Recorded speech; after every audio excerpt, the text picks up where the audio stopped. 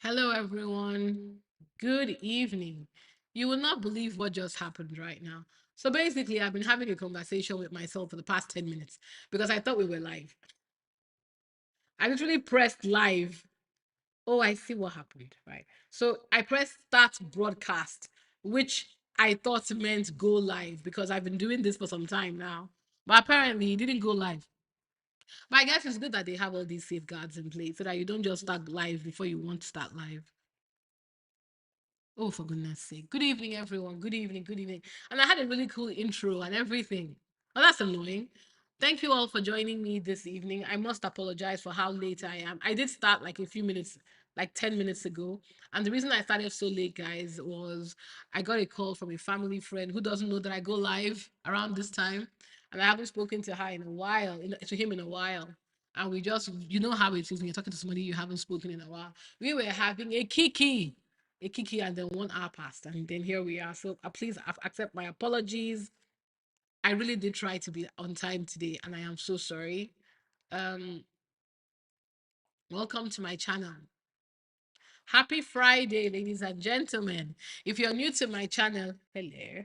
My name is N for Neka, and if, as you may have seen from my very disorganized channel, we talk about all things Meghan, mainly Harry, and the proximity to Harry and Meghan, unfortunately, the British royal family. And as you can see from the heading today, guys, we will continue. Not that I want to continue with this conversation, mind you, but we are continuing with the deep humiliation, the shameful behavior of the British monarchy, and how they have shielded a potential alleged child abuser and just overall criminal, Prince Andrew. As I mentioned last week, I am not going to fall for the shenanigans. His name is Prince Andrew. I am not calling him artist formerly known as Andrew because that is just one of the tactics the British monarchy is doing to extricate themselves from responsibility and liability. And I'm not doing that. So his name is Andrew. If you don't like it, I really don't care. Shout out to you, Janet. Thank you for joining the live. Apologies again that I am late. Guys, if you want to help me out, please, please, please, please engage with the live, chat with the live, say hello, send likes. Those types of engagements help the algorithm of the live so more people can discover it, more people can join us as we drag the edges of these criminals known as the British royal family. As I said, if you're enjoying my content, thank you. Please like if you haven't already. Please subscribe if you haven't already. Help me grow my channel. And I've tried my best this time to ensure that the video is not lagging because I don't know what happened the last time. But please let me know if you're having any connection problems. I'm hoping we are fine. Thank you, Janet. Mwah. Yes, let's get to it, guys. If you see all the things, it took a lot of my self control and just pure exhaustion for me not to go live yesterday because if you guys are following the royals and their shenanigans between Tuesday and Thursday, ladies and gentlemen, it was kicking off. It was what I call humiliation galore. In fact, some of us on X were wondering, where is William's crisis manager? He made a big fanfare of hiring the lady. I'm not particularly sure she's doing her job properly because what do you mean? If this is her working, then my God, she clearly shares the same work ethic as the clowns that hired her because it was back to back BS, back to back BS. Now we're going to get into the tea today. Like I said, we're sticking to the topic. Is this the downfall of House Windsor and by extension the British monarchy? One, two. What's going on with Harry and our fave Meghan? Every day I thank God. When you're going through something like what Harry and Meghan went through, it's hard to see the sun from the trees. But I'm sure with everything, with the continuing success of the Sussex brand, the growth of Meghan's business, the growth of Harry's business, and this humiliation, this criminality that has been exposed with the Epstein files. I'm sure the sun is shining very brightly on all of them right now because you're like, thank God we've left that mess. So we're going to be talking about what they are up to and how, and then of course, I mean, without saying, the parallels could not be very clear. I told you guys that the American royals, the Sussexes, as I call them, are creating a new modern standard for the royal family. Not only are they exhibiting what I expect a bunch of rich folk to do, which is service. You have all that privilege that you didn't work for and you don't deserve, right? The least you can do is use your platform to do some good in the world and be grateful for the privilege that for whatever reason has landed on you. That is what the Sussexes represent. Meanwhile, House of Windsor, House of York continue to bring severe, deep, unrelenting, damaging, reputational, destroying humiliation to the British royal family, who personally, I've said it before, the downfall of the British royal family was always expected because with all their sins, their continued survival is an abomination. So to me, this is a very fitting end to a trash ass, ghetto ass, disgraceful ass family. And we're going to catch up on all the tea, don't worry. So before we start off with the live, guys, if you know me, you know that I started doing this thing where I like to bring in some chats, you know. I like to bring in something funny and hilarious, something off topic to keep us, to get the conversation, so that not everything is negativity, negativity, negativity. Last week, I tried to play Taylor Swift's ridiculous video. It did not play, and actually got very angry because I felt like I wasted my time. The 5 minutes I wasted trying to play her video because capitalist Barbie doesn't want to put her video on YouTube. Why? Because Billboard and the other chat people are no longer counting um, YouTube video views towards chat success. So she threw everything on Apple, Spotify, and my stuff is not connected to my laptop, so absolutely not. Of which screw her, by the way, for putting me through all that. So I don't know how many of you caught the halftime show. I don't know how many of you caught the halftime show. I don't know how many of you caught the halftime show. I thought it was fantastic. I thought Bad Bunny, because the thing is, I don't listen, I hear snippets of Bad Bunny's song, but I don't think I've ever listened to him before properly. And honestly, it was just amazing. It was amazing. I felt that was exactly what the world needed to hear. The storytelling was excellent. The message of unity, because look, there's a lot to be angry about. There's a lot to be angry, resentful, bitter about. And the idea that this musician, who is a mix of Latino, Tano, because every time we talk about all these Latin American countries, we should always remember that there were native people living there. The reason they speak Spanish is because they were colonized by the Spanish, which is very much a European country. No different than the Brits. Let's give it 500%. And their damage is just as far reaching because a lot of these people do not, Spanish is not supposed to be their language.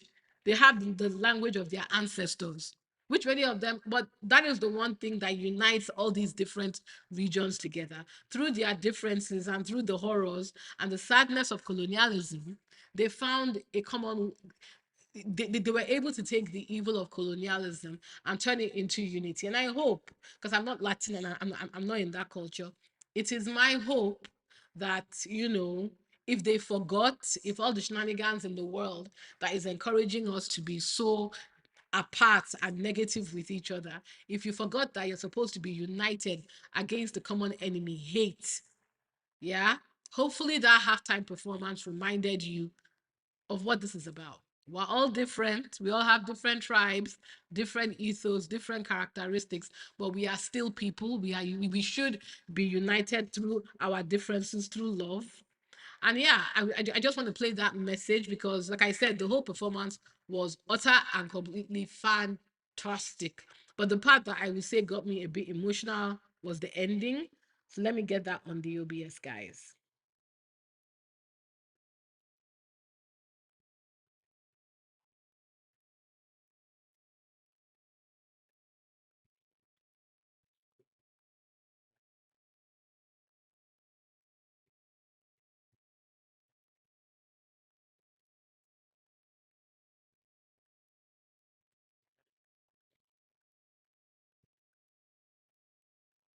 So I'm going to play the last part of Bad Bunny's performance as a way to remind all of us what this is all about.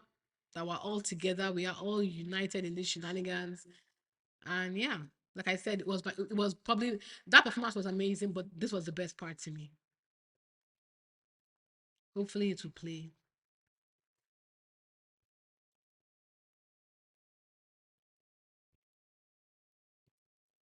Perú, Ecuador, Brasil, Colombia, Venezuela, Guyana, Panamá, Costa Rica, Nicaragua, Honduras.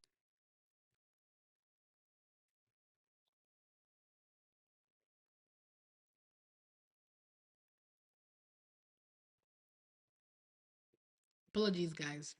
I don't know what's up with the. I don't think it's an internet thing. I think it's just my laptop. God bless America. Sea Chile, Argentina, Uruguay, Paraguay, Bolivia, Perú, Ecuador, Brasil, Colombia, Venezuela, Guyana, Panamá, Costa Rica, Nicaragua, Honduras, El Salvador, Guatemala, México, Cuba, República Dominicana, Jamaica, Haití, las Antillas, United States, Canadá, a my motherland, mi patria, Puerto Rico. Seguimos aquí. I love it. God bless America. Sea Chile, Argentina. So yeah, that was a beautiful performance, guys, and it really stuck to me. Even though I'm not Latino, the one thing, like I said, the one message that we should take out of that whole performance is unity. We are united, and this is what the Epstein people don't. I love how Wilkana calls it the Epstein class. They don't want you to be united because if you're too busy fighting yourselves, finding ways to not like yourself, if you're too busy finding ways to hurt each other and to feel superior to each other, you will not pay attention to the billionaire class that have set up a world that blows my mind where they abuse innocent children. And like I said, I'm coming in hot today, guys, because the royal family continues to embarrass itself on an international level. There is no type of this week has just been very revelatory, and we're going to go through some of the things that have come out.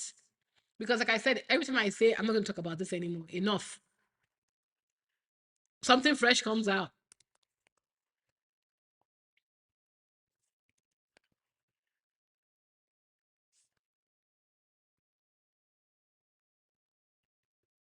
So I'm going to start with this video before we go through all the videos that I've saved down.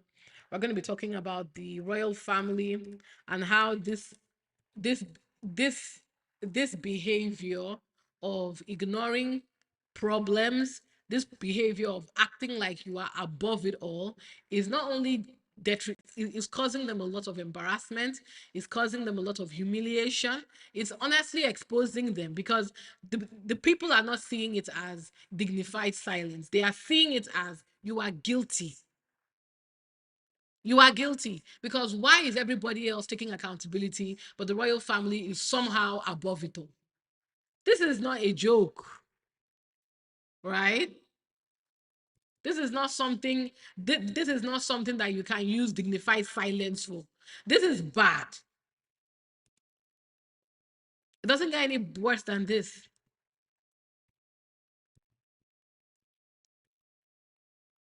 So yes, let me play my favorite video before I start walking through everything, guys. We've already seen this video before, but I think it's a good way to kind of get us into the mindset of what's happening here and where we're going with this live. Next week.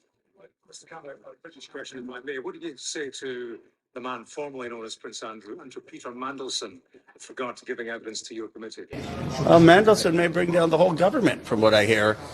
He just engaged in terrible behavior. I mean, the allegations are very serious that he was working for Gordon Brown and then feeding information about UK possibly buying euros and having Epstein trade on that. I mean, it is a deeply troubling. And Epstein's, I saw this interview with Epstein's former girlfriend talking about how someone is a loser if they weren't mentioned in the Epstein files. It's a window into the elite impunity, this club. And by the way, I think this is the most vulnerable the British monarchy has ever been. I mean, I heard they were asking the Queen questions about the Epstein class. They ought to ask the King and Queen questions, and maybe this will be the end of the monarchy. What do you think it could be the end of the monarchy? Well, if they don't have answers, or if they're implicated with an Epstein class, not a good look for the British monarchy. What questions does the king have to answer? Well, the king has to answer what he knew about Andrew. And just stripping Andrew of a title is not enough. I mean, Andrew needs to come before our committee and start answering questions. I mean, look, if you have allegations of raping a young girl, I don't think the appropriate punishment is you no longer get to be a prince. There's got to be more than that. Do you think the royal family must have known something they're not telling us? They need to answer, the king and queen, and I don't understand. I mean, I don't understand the British custom, but what's up with this? You're going and someone's asking the queen a question. The queen is offended that she's being asking a question. I mean, come on. She wears the same clothes. She eats the same food. She's just a human being. She needs to answer the same questions anyone does. Congressman, what do you think of the Clintons asking for their testimony to be public rather than behind closed doors? I believe. Exactly. Exactly. And then with that tone, we're going to continue with what exactly has been going on. How have the British monarchy, the Windsors and the Yorks and all the leeches, how have they been brought to justice this week? And what revelations have come out following the review of the Epstein files, guys? Is a lot. So now we're going to be looking at some of the articles that came out. We're going to be looking at some of the responses from the British press. And you'll be surprised how many people are actually beginning to realize that this is not a joke, y'all. This is not something that you can just walk away from or pretend is not happening. You are not above it all. This is bad. And this is why I'm saying that could this be really the thing that destroys the monarchy? And frankly, if you ask me, yes. It does. I keep telling you guys, it doesn't get any worse than this. People may not understand race. Sorry, people may pretend that they don't understand racism. They may pretend they don't understand discrimination. They may pretend that they don't understand oppression, social political or socio-economic exploitation. But you know, the one thing we can all come together and agree, we can all come together and agree that the hurting of a child is a step too far. Maybe that's too much. Maybe that's too much. Yeah. And this is why, unlike the other things where they'll keep quiet in dignified silence, and let's keep it 500%, guys, because I always like to remember to remind people the British press that have all of a sudden become very have become moral authorities. They are the same ones that were covering up for these people. They were covering up for them. All of a sudden now they are saying that hey, they need to speak up. You see, and I've said this before, the same British press that appear to be on your side, they are only on your side because they are here to make money. The instant it is no longer attractive to them to do so, they will throw you under the bus, and that is exactly what they are doing. So there's quite a lot of articles to go through here, guys. Well, but don't worry, we're going to go through it together. And let me see which one to start with because it's a doozy. A lot has happened over the past few days. I'm beginning to wish I had done another live. I should have done another live, guys. That was my bad. Sorry about that. Sorry, you're seeing a lot of pictures of my fave, Hudson Williams. Let's see.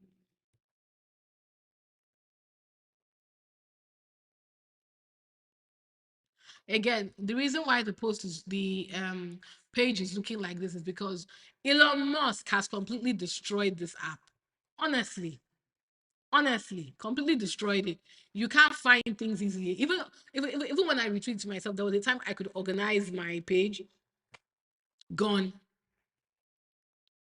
Now you're seeing a mix of things I posted 2 days ago, but because I wanted us to go through the process step by step, and they are all, and I'm seeing some things I posted today. It's just a mixed up mess. But don't worry, we'll get there.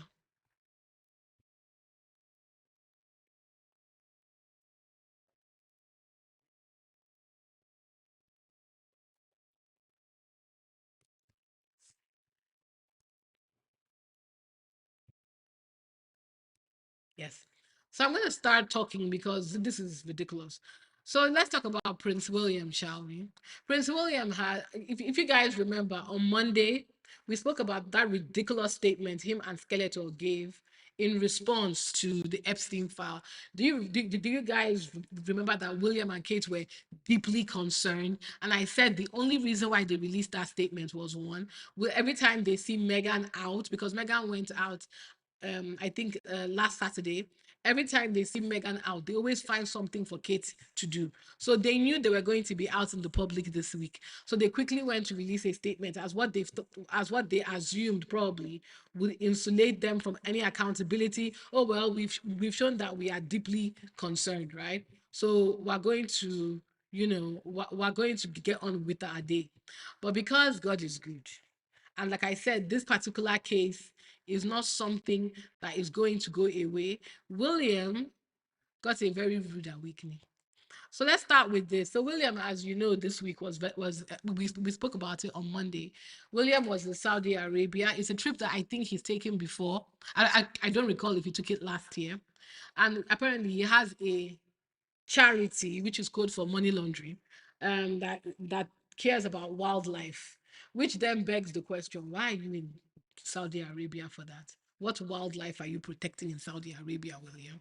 To me, look, whenever these guys talk about charities, especially charities that they created, all I'm hearing is money laundering, a front for criminality, and anybody who doesn't believe me, go and check those charities. Because you see, they didn't have to create their own. Do you know how many registered, tried and true wildlife charities that we have that William could have been a patron of without having to create a shadow charity that nobody can actually track? Nobody has any proper way of holding that charity accountable. Like, how many initiatives are they running? How is money moving in and out? We don't know, because any charities that these royals, the Windsors, the Yorks, anything they create, just accept it at the back of your mind. It is a money laundering front. Know it and no peace. The same thing for Earthshot, by the way. Anyway, Williams' Earthshot project has been reported to the Charity Commission after it was found. Shout out to the Republican Party, after it was found that Epstein emailed the CEO of a company that donated to the project saying, "I love the torture video." Now, many of you are going to come into the chat and tell me things like, William was not directly involved. I don't get. How do you know? First of all, how do you know? And second of all, it is not a good look. And third of all, imagine if this was Prince Harry. Imagine if this was Megan. If anything, they had in actual had some sort of link to even the shadiest character or the shadiest cause. The British press would have turned it into lynch them. Yeah, yeah.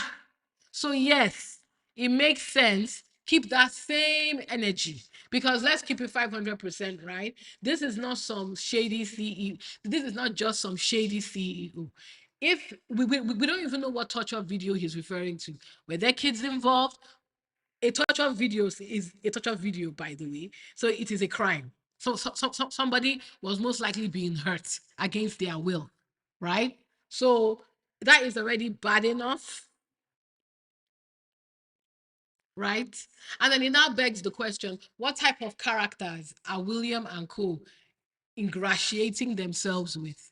Yeah, that you are your charity is involved with somebody who not only is an associate of Epstein, but has partaken in some sort of criminal abuse situation. It's disgraceful.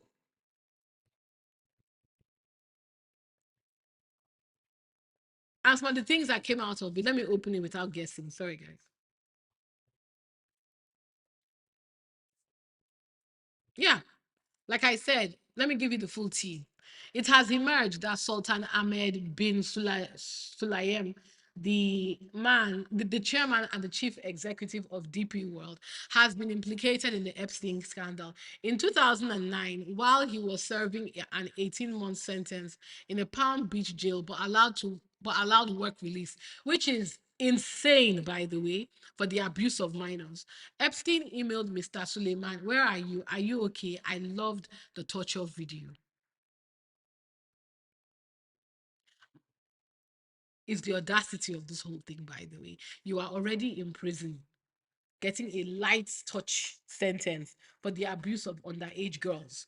And you still felt comfortable using your emails to engage with people performing similar criminality.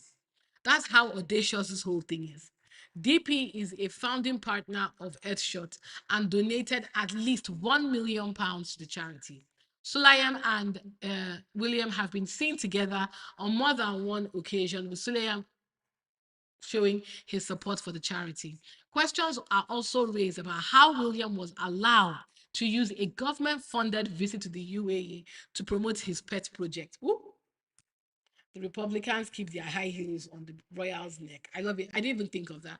The CEO group, Republic, has lodged a formal complaint with Charity Commission saying the seriousness of this matter requires a full and comprehensive investigation. Graham Smith, who is kind of like the face of the Republican movement, said, "William has lots of questions to answer about what he knew about Andrew and Epstein, and now he must explain his relationship with Sulayem. It is not credible to believe the Foreign Office, security services, or other advisors were not aware of Sulayem's character and would have been able to advise accordingly. These files have been in the hands of the US authorities for years. It is not believable that such intelligence would not have been shared." He's not wrong.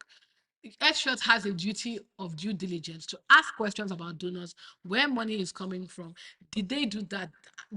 Sorry, did they do that here? If so, if so, did William overrule their better judgment? This guy is messy for that question. In the context of this widening scandal, we need answers. Andrew has been accused of using his official trips overseas to promote his business interests. It also appears that William has been using official trips to promote his charity interests. Earthshot is not a UK government project. So why was he using the visits to the Middle East to promote the charity? Please, is there anything else we need to say? I didn't even realize he caught something that I didn't catch. Shout out to you, Republic. He caught something that I did not even catch, because I always thought that the Earthshot project was a UK government project. It's not. That's a revelation. I didn't know. I didn't know, guys. And it's a fair question.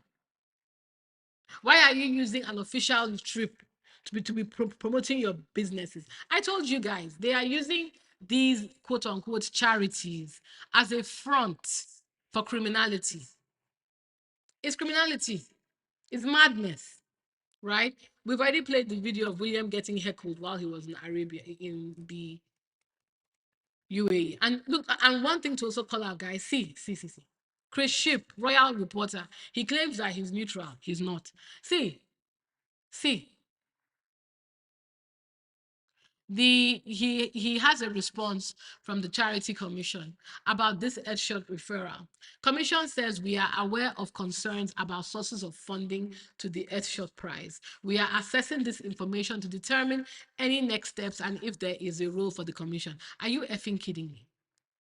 What do you mean you are determining F? There is actual evidence that somebody that gave cash to a private charity was involved in criminal activity. Also, there's evidence that William was using public visits paid for that by the British taxpayer to promote his charities. That is enough for an investigation. So what are they checking?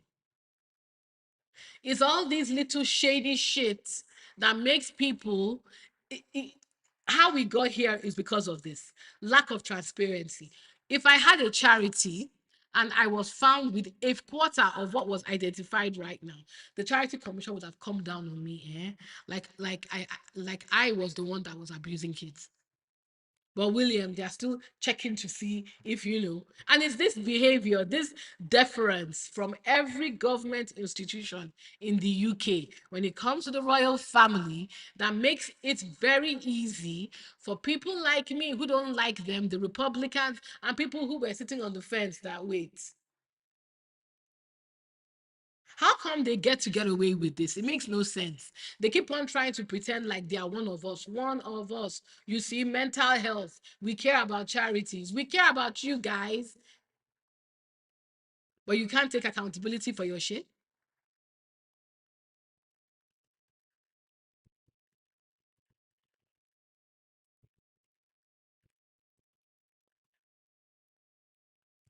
I had some more news for you about the royal family from Sky News. The royal family's reputation is on the line now. Democrat Representative Melanie Stansbury and Democrat Suhas Subramanian respond to the U.S. correspondent James Matthew Sky at the Epstein news conference in the U.S. I just wonder what your thoughts are. Jeffrey Epstein was a man who was invited to the palace. He was a farmer of the state, the royal estate. He was a man who was in the midst of the royal family. What would you say to King Charles with regard to what he should do as the head of the royal household? Should he get involved? Should he publicly answer questions? What action would you like to see? Well, I'm humbled that you would ask a mere citizen congresswoman from New Mexico to comment on what is happening with the royal family. But let me just say this generally. When you examine what the FBI and the United States investigated of Jeffrey Epstein for more than a decade, it is very clear that his crimes included not just sex trafficking, but international money laundering, potential influence peddling of state secrets to foreign governments. We still don't understand the nature of his intelligence work.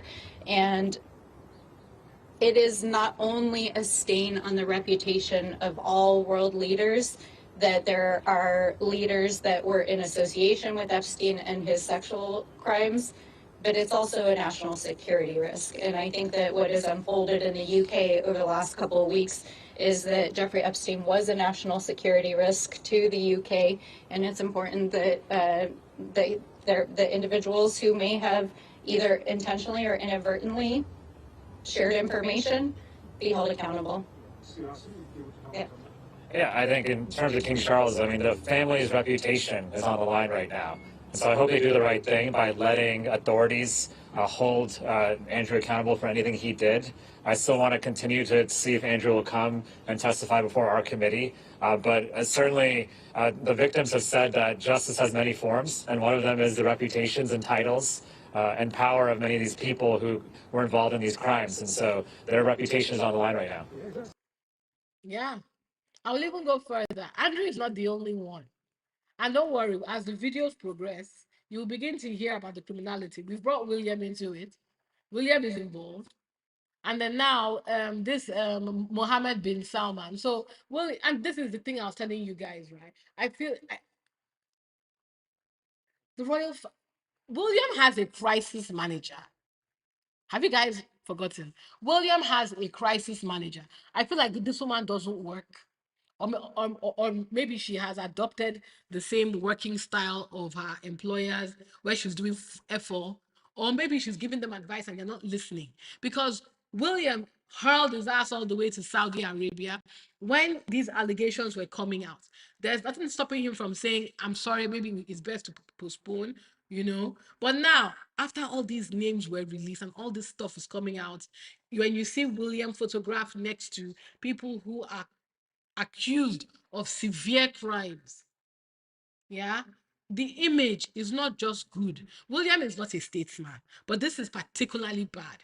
And let's read an article here. And I only use Celeb Bitchy because she has access to papers I'm not going to subscribe to, like Daily Mail and the rest. Absolutely no.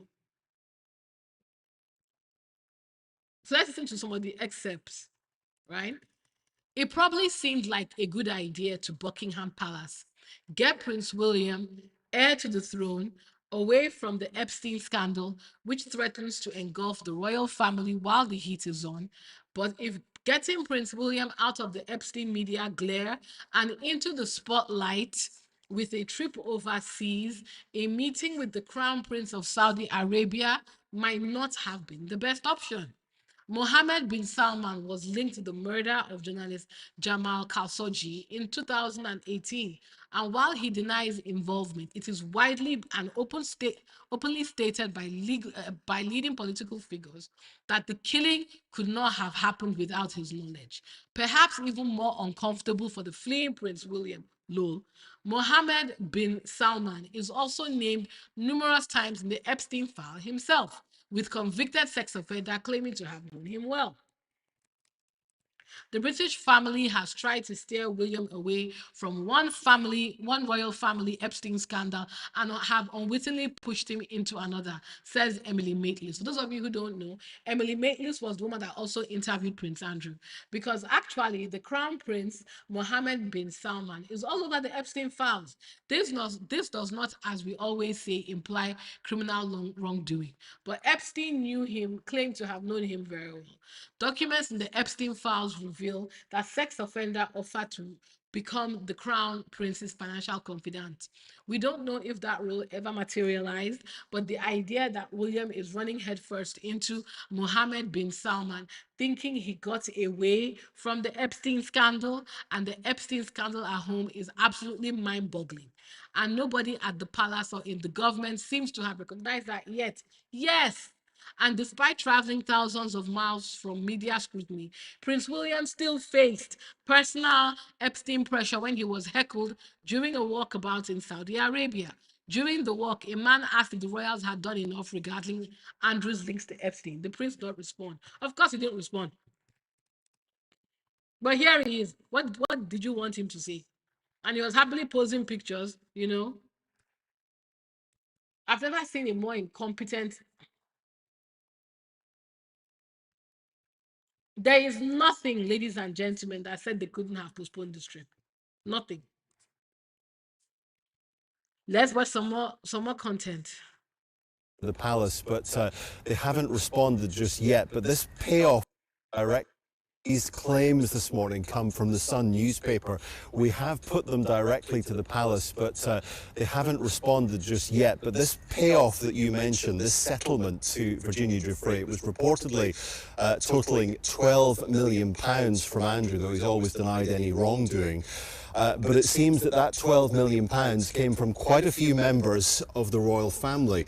It's claimed the late Queen contributed £7 million, another £3 million coming as well from the estate of Prince Philip a year after his death. It's also claimed that £1.5 million came from the then Prince Charles, though the Sun reporting that none of that money so far has been paid back from Andrew, though arguably he has more pressing matters to concern himself with this morning, because there's much more legal scrutiny now on these claims this week that have come out that Andrew may well have shared sensitive, confidential information to Jeffrey Epstein in emails from his time as a UK trade envoy. That's now in the hands of Thames Valley Police. They've given us a statement. It reads that we can confirm today that Thames Valley Police is leading the ongoing assessment of allegations relating to misconduct of public office. As part of the assessment, we've engaged in discussions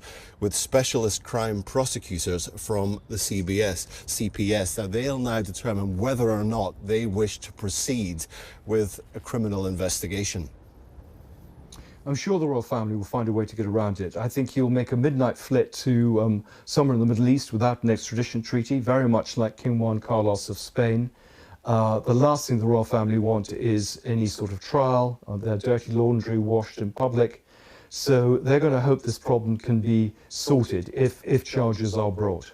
So it's another day of headlines, another twist in this story for Andrew, but also more scrutiny for the royal family and the decisions that they have been making. Exactly.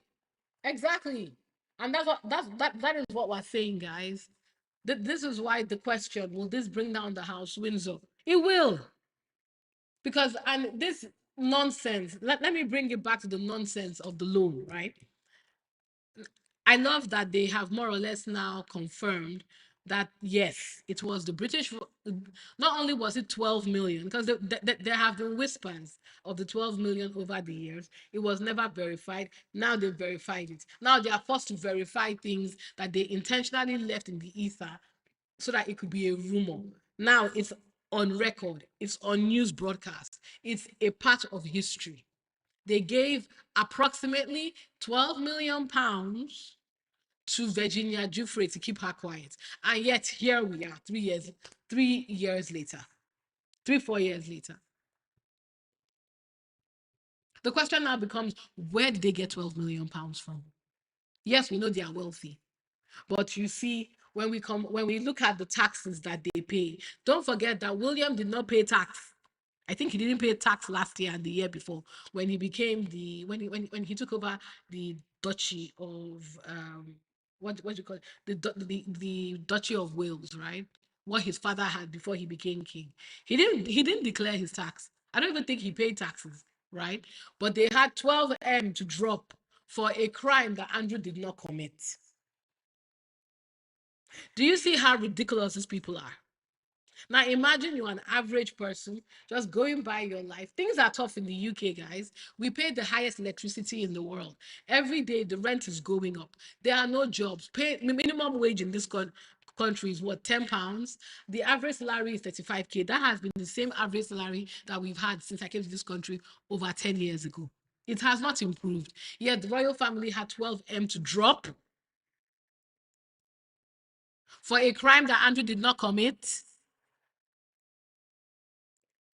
And for something that has now become public knowledge 3 years after the fact. What are we doing here? So when I talk about the downfall of the Windsor, look, the criminality is there, but this Andrew thing has a blast radius, and that radius is hitting everyone. It's hitting Charles, it's hitting Williams, it's hitting the late king. Let's continue. Over the horizon in the arid desert arrives a future king. On his last day in Saudi Arabia, Prince William came to see one of the country's most ambitious conservation projects. The Sharan Nature Reserve is trying to rebalance and preserve fragile ecosystems and reintroduce native species like the Arabian leopard. It must be quite exciting getting the vegetation back and then seeing the wildlife. Speaking to park rangers about the challenges they face in extreme conditions, the Prince was shown around different areas of the reserve. When he was invited to plant an acacia tree, And then just put it in. the Prince of Wales wasn't afraid to get his hands dirty. The Prince of Wales coming to a remote location like this, with all of its incredible beauty, illustrates how he's starting to set the foundations of how he might want a future monarchy to look. Al Ula's old town once thrived with ancient trade routes, and in a demonstration of how much they value their royal guest, senior Saudi political leaders joined him on a tour of this historic citadel, playing its part in international business again. Growing diplomatic relations aside, this trip was always going to feature projects William himself sees as important. Meeting local farmers, the Prince learnt about their commitment to sustainable farming and preserving the region's rich agricultural history. Seeing their produce and practices, there was keen curiosity. So what bad agricultural practices were creeping in? Was it chemicals? A future king following in his father's footsteps, but keen to do it in his own way. The Prince of Wales came to Saudi Arabia amidst the noise of new revelations about the former Prince Andrew and Jeffrey Epstein. Here on a mission to deepen relations between two historic allies, the Prince has more than proved his leadership capabilities on the world stage. Jack Carson, GB News, Riyadh. Of course, it's GB News. I was wondering where this sycophantic dick sucking was coming from. Of course, it's GB News. I see the way they are reporting like he's a 10-year-old. This is a 45-year-old man. Yeah, 44-year-old man, right? And he is once again, guys, proving his leadership on a global stage at 44 for a role that you've been training for since you were a child. Look, am I saying that there's anything wrong with conservation? Of course not. It's great. I love it. But it's ridiculous. This trip was ridiculous. We all know why he really went there. And they know what shady UK, Saudi Arabia deals they've signed. This is just the usual sycophantic eye service. They sent him to the Saudi Arabia intentionally, maybe to get him away from the Epstein thing. And yeah, do you know what? That's a very good point. Because don't forget, he hired the crisis manager before we knew they were going to release 3 million files. So they must have known this was coming. The government must have known this was coming. And that's why they wanted to get him out of the UK, because they were hoping that when the blast radius of Andrew's shenanigans come out, maybe the future heir, because I told you guys at this time, and I've said it before, there is nobody more important to protect than the sitting heir. I would even say than the sitting heir and the future heir, because their reputation is tied to the international relations of the British government. Unfortunately for them, as we've just read, this BS also implicates William. And because it implicates William, and the Americans are pissed off, and they don't give a damn about British reporting, they went nuclear. So of course it's going to follow him there. You can send him to Madagascar to follow him there. People are curious to know, and people want answers. Powerful people, or as Rokada calls them, the Epstein class, have been given impunity to do things many of us couldn't even try in our darkest thoughts. He basically, and now they've put in, oh, he went to check out farming in Saudi Arabia. Saudi Arabia is one of the most richest countries in the world. They don't need Prince William's inputs. I mean, what are we talking about here? I feel like they think they're talking to children. Saudi Arabia was able to build what they've built in the Middle East belt on their own back, intentionally excluding Western influence. This relationship, this optics, is just again part of the, what do you call it, international relations thing we were talking about. They don't need the prince. The prince, I would say, needs them. They have the money to pay to send all their scholars to the best schools in the world. They have the money to perform the best experiments. They know how to handle farming. They know how to manage sustainability. They don't need you for that. So putting this in the trip, in my personal opinion, was just William's sightseeing. Pretending that this trip is not some sort of trade association, dark business dealing, is an insult to the British people, to everybody, frankly, because we're not stupid. And I think it's this irritation and frustration that's beginning to bleed with a lot of people, guys. They're getting sick and tired of being spoken down to. He went to Saudi Arabia to go and do what? Talk about conservative, to show his statesmanship. Please, anybody could have gone on that trip. Let's keep it 500%.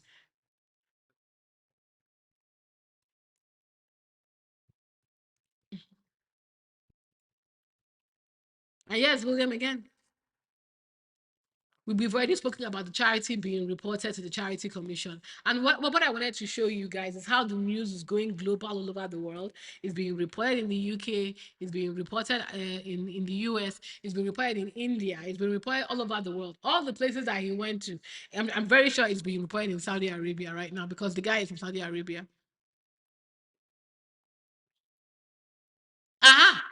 Another thing, so people can say, a lot of people have come out to say, oh, William, he couldn't have controlled who was given to his charity because Epstein donated to his charity. Oh, William couldn't have known that this DP guy gave £1 million to Earthshot charity, which is private. But how about this then? The same Mr. Sultan Sulaiman, here, see, in an email exchange with Epstein, let's see what he says here. Uh-huh. Yesterday, I received Prince at our London Gateway port. This is 2016, by the way. I showed him around the facility, and today I attended a function with him at Buckingham Palace. Jeffrey, fun. They were friends.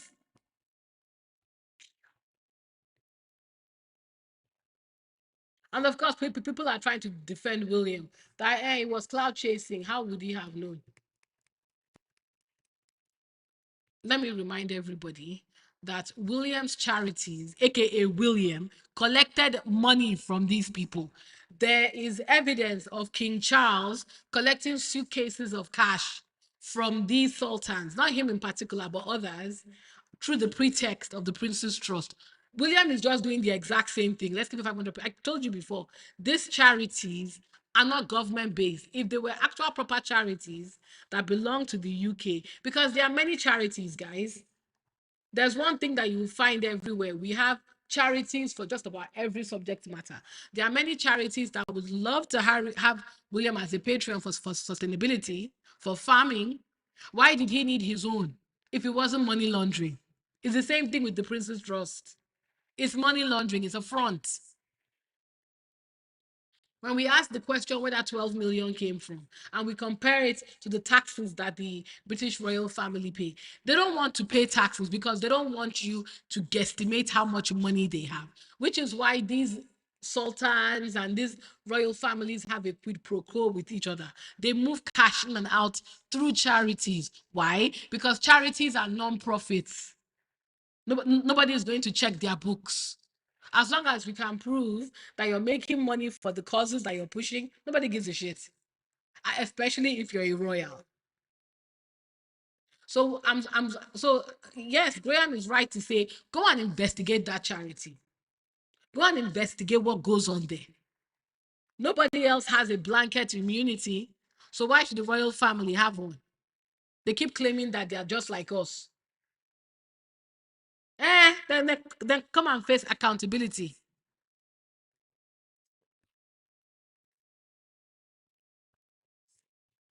Don't worry, I'll come back to Harry. Because Harry has been doing some good this week. And of course, Kate, I told you guys, when they released that statement, Kate and William, it was because Kate and William were going to do something in public this week. Because whenever Meghan steps out, Kate has to find something to do. And here is Kate, guys, looking very Meghan-esque, doing, I don't know, what is this? Oh, yes, she's visiting an academy in London to highlight Children's Mental Health Week.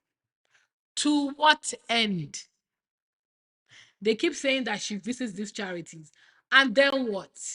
What comes out of it? What's the purpose?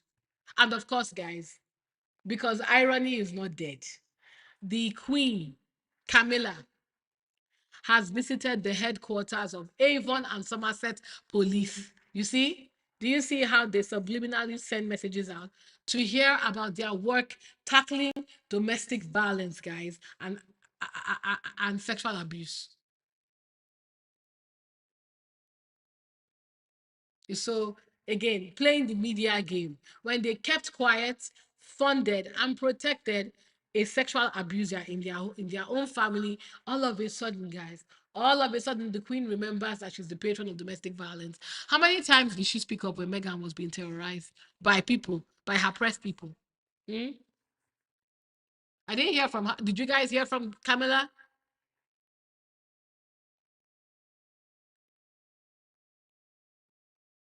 All of a sudden they found a police station to go to, giving this subliminal message that look, see, we support the police, we support you, we're like you, playing in all our faces.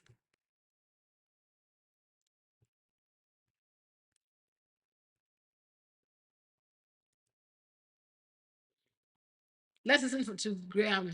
In our politics. People think the monarchy is harmless, but the royals are routinely interfering in our politics.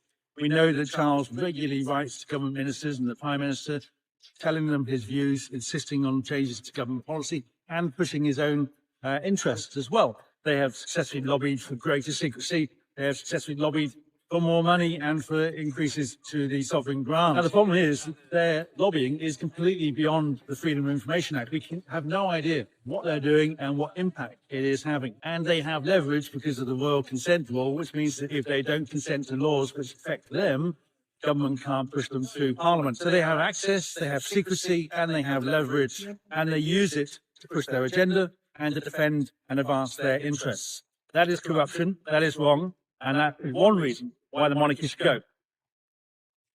What else is there to say? 20 years they knew about Andrew. And again, guys, the aim of this is to show you how the world, right now, the bigger markets, the Americas, the UK, are reporting this. Valley Police say they're talking to prosecutors about allegations related to convicted sex offender Jeffrey Epstein as the scandal shakes Britain's government. From Parliament to the palace.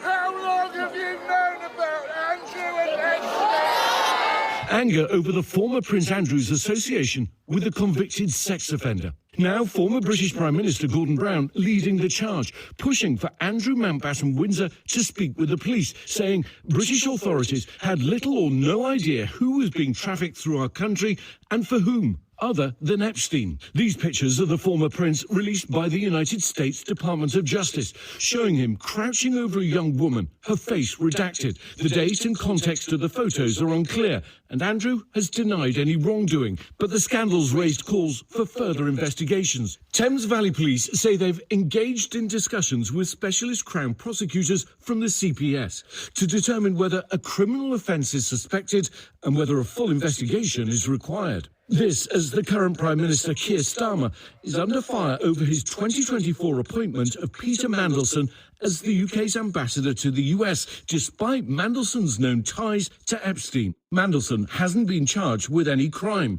Starmer saying he's sorry for having believed Mandelson's lies and appointed him. Starmer's chief of staff resigning over the scandal, saying he takes full responsibility for Mandelson's appointment. This as reports emerge that one of Starmer's former aides openly campaigned for a friend who later pled guilty to possessing indecent images of children. Isn't the Prime Minister ashamed that that will be his legacy? But with calls for him to step aside, Starmer insists he's not going anywhere. Mr. Speaker, my legacy is changing my party and winning a general election. Well, it looks as though the Prime Minister survives this scandal, but the royal family facing a crisis perhaps greater than at any time since the death of Diana, as we now wait to see if there'll be any criminal prosecutions. Robin? You see? I live in the UK. Look, I'll give it 500%, right? I am not fan of Tories. I think the reform is a scam. Labour, I was interested in Labour before they became whatever it is Labour is now. And I cared about Labour because I cared about Jeremy Corbyn, who I am a fan of. I don't think he is the best politician because he clearly is somebody who is socialist. He's a social capitalist like me. But I don't think he has what I accept now. He may not have what it takes to be a proper politician. And I know some people who would do who share the same sentiment, which is put the people first. Right? Give us the services that made the UK famous, the NHS, social services, public services for our youths, for the disadvantaged, for the disabled. I care about paying the appropriate taxes, not bankrupting myself to do it, so that it helps us all live fairly decent lives. We all know what it was like before this Brexit fiasco. That being said, while I do think that there was a kind of old boy, scratch my back, I scratch you nonsense going on, which you will see. I see it in corporate. I see it everywhere I go. Old white boys take care of each other. I do believe that the due diligence that should have been done on Peter Mandelson was not done. Because these files, these Epstein files, let's keep it 500%. It is us that are just finding out about it. They knew. They knew. The intelligent people, they talk to each other. They share secrets. They knew. But because Peter Mandelson was a good old boy, he got British. Do you know what it is to be the British ambassador to the US? That is not a small appointment. That is a major appointment because America is the UK's strongest ally, one of our richest allies. That's a very valuable position to have. Your power is incredible. And he gave it to his body without doing due diligence because I'm sure he knew. And I like that here. Somebody said, look, I knew. Yes, I knew. And he only fired him because it became embarrassing. He probably didn't know, and that I cannot call. Actually, no, let me take it a step further. Peter Mandelson was leaking information to Jeffrey Epstein. The US government had those files. There's no how the British government did not know. Sorry, let me correct myself. They knew about Mandelson leaking information. But I'm sure when they were doing because when you attain certain places in the UK government, even as an ordinary person, they do certain vetting exercises. So I'm sure when he came up, he was like, old chap, it was all those years ago. Now it's come out, everybody is embarrassed. And the prime minister's position is in peril. And this is what I'm talking about, guys. The blast radius of this scandal. The blast radius now is gone beyond Prince Andrew. Now it's affecting King Charles. Now it's affecting William. Now it's affecting the prime minister.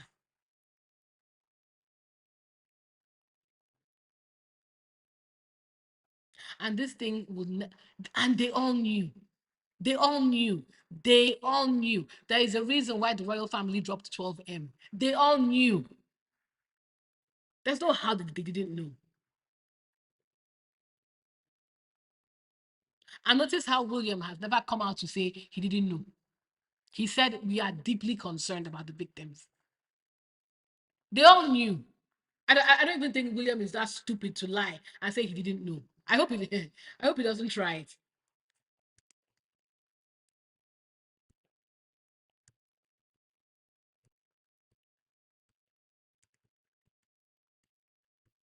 Let's listen to this.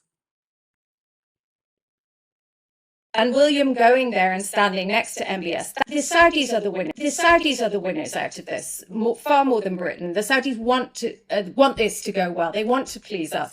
And William going there and standing next to MBS. That they've got their shot. So really, MBS wants those pictures of himself standing alongside William.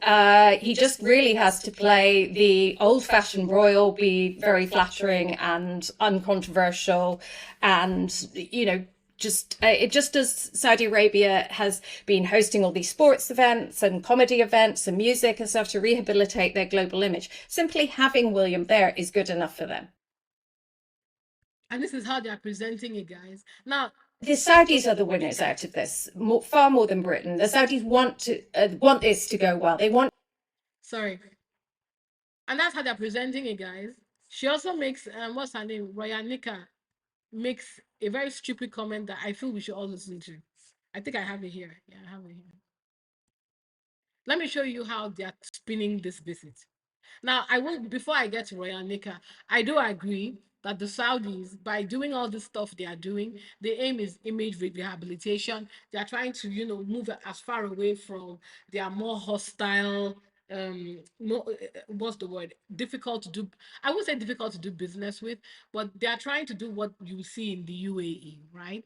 They want to be a destination for vacations. They want Westerners to come and spend their money. They want you to be impressed with them, from an entertainment perspective, because they've seen how the UAE has become a global destination spot and how they become trillionaires based off that image rehabilitation. So, of course, having a king or a future king like William, again, the pinnacle in their mind of westernness, is a notch on their belt. But of course, because they are all tied to Epstein's file, it makes William look like.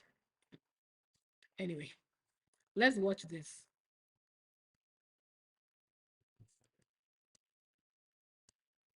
Oh, this is the Prince Harry. Let me finish with William, then I'll come back to Prince Harry and Meghan, please. I don't want them stained with this nonsense. Yes, this is what I was looking for. So Royal Nika, as we all know, guys, is again part of the royal water, and her job is to give William the blowjob he needs to make himself look good in the media. And listen to how this was funny to me. Listen to this. After his re-election, or anyone else from here, the government, I think, have realised, and I think the royal family and William himself has become quite adept at being quite good with divisive, controversial leaders. Donald Trump springs to mind. Donald Trump, who, after his re-election, before his, I want to say enthronement, because he really thinks he is a king, but before his inauguration, when he went to Paris in December 2024 with all the world leaders there for the opening of Notre Dame, it was William that he asked to meet, specifically before Keir Starmer or anyone else from here. It was William. And we had that extraordinary sort of half-hour meeting in the ambassador's residence in Paris, where Donald Trump, it was like a love-in, was just sort of firing out these compliments, going, he's a really handsome guy, he's doing a really good job.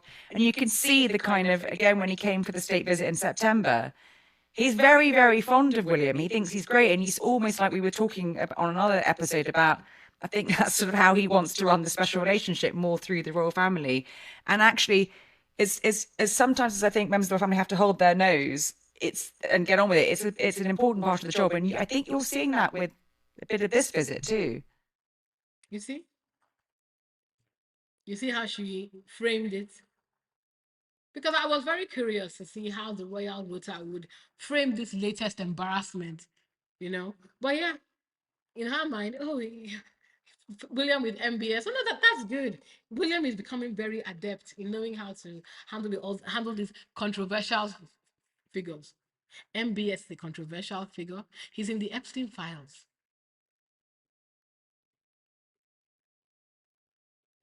He appears there's credible information from people who know better that he called for the killing of a journalist.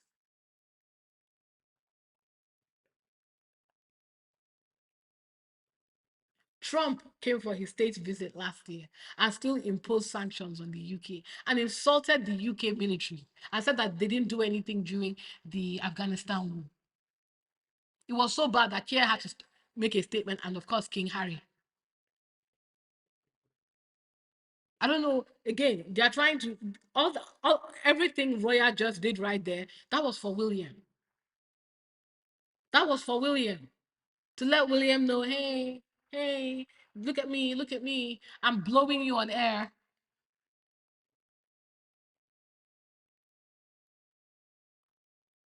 And you compare that to how real journalists like Emily Maitlis, we just read Kaiser Celebrity, how she was calling it after that. Optically, this is bad for William.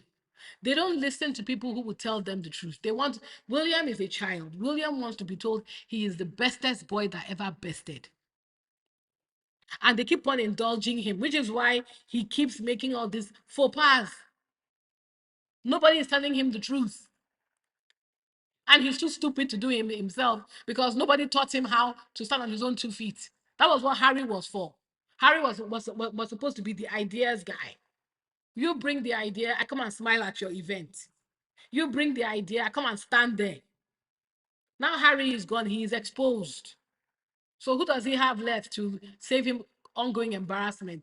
Idiots like Roy Anika in the press, the Times. That is literally their job, to not tell the upcoming heir the truth. Because when we talk about the royal family always having the worst reaction to they don't react like normal people do. Not even normal people, celebrities do. There are some things that celebrities can choose to keep quiet on, right? I'm not saying that they respond to everything.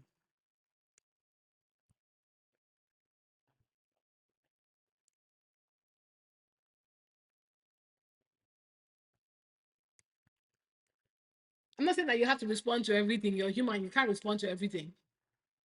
But this type of reporting, which is more for damage control than speaking the truth to power, is why we all got here. Why they all got here. Because instead of addressing the problem right from the beginning properly, they wanted to be flattered. They wanted to remind the UK government, you can't tell me what to do. And instead of learning the lessons, here they are once again, dressing a pig in a dress and pretending that this is not a bad turn of events for William and the British royal family. Quite appreciated that was their first ever statement on it. When you have William come on a mission like this, with that scandal going on at home, how much does it undermine, do you think, what he's trying to achieve here versus, you know, a former prince engulfed in scandal, engulfing a whole institution in scandal at the moment? I mean, I don't think the Saudis or MBS care at all about it. I think that it's absolutely immaterial to them. And frankly, some of the scandals amongst the Saudi royal family make Andrew look like nothing. But I think that the fact that they had to put out that statement, and it being the first ever statement on landing in Riyadh, very unfortunate.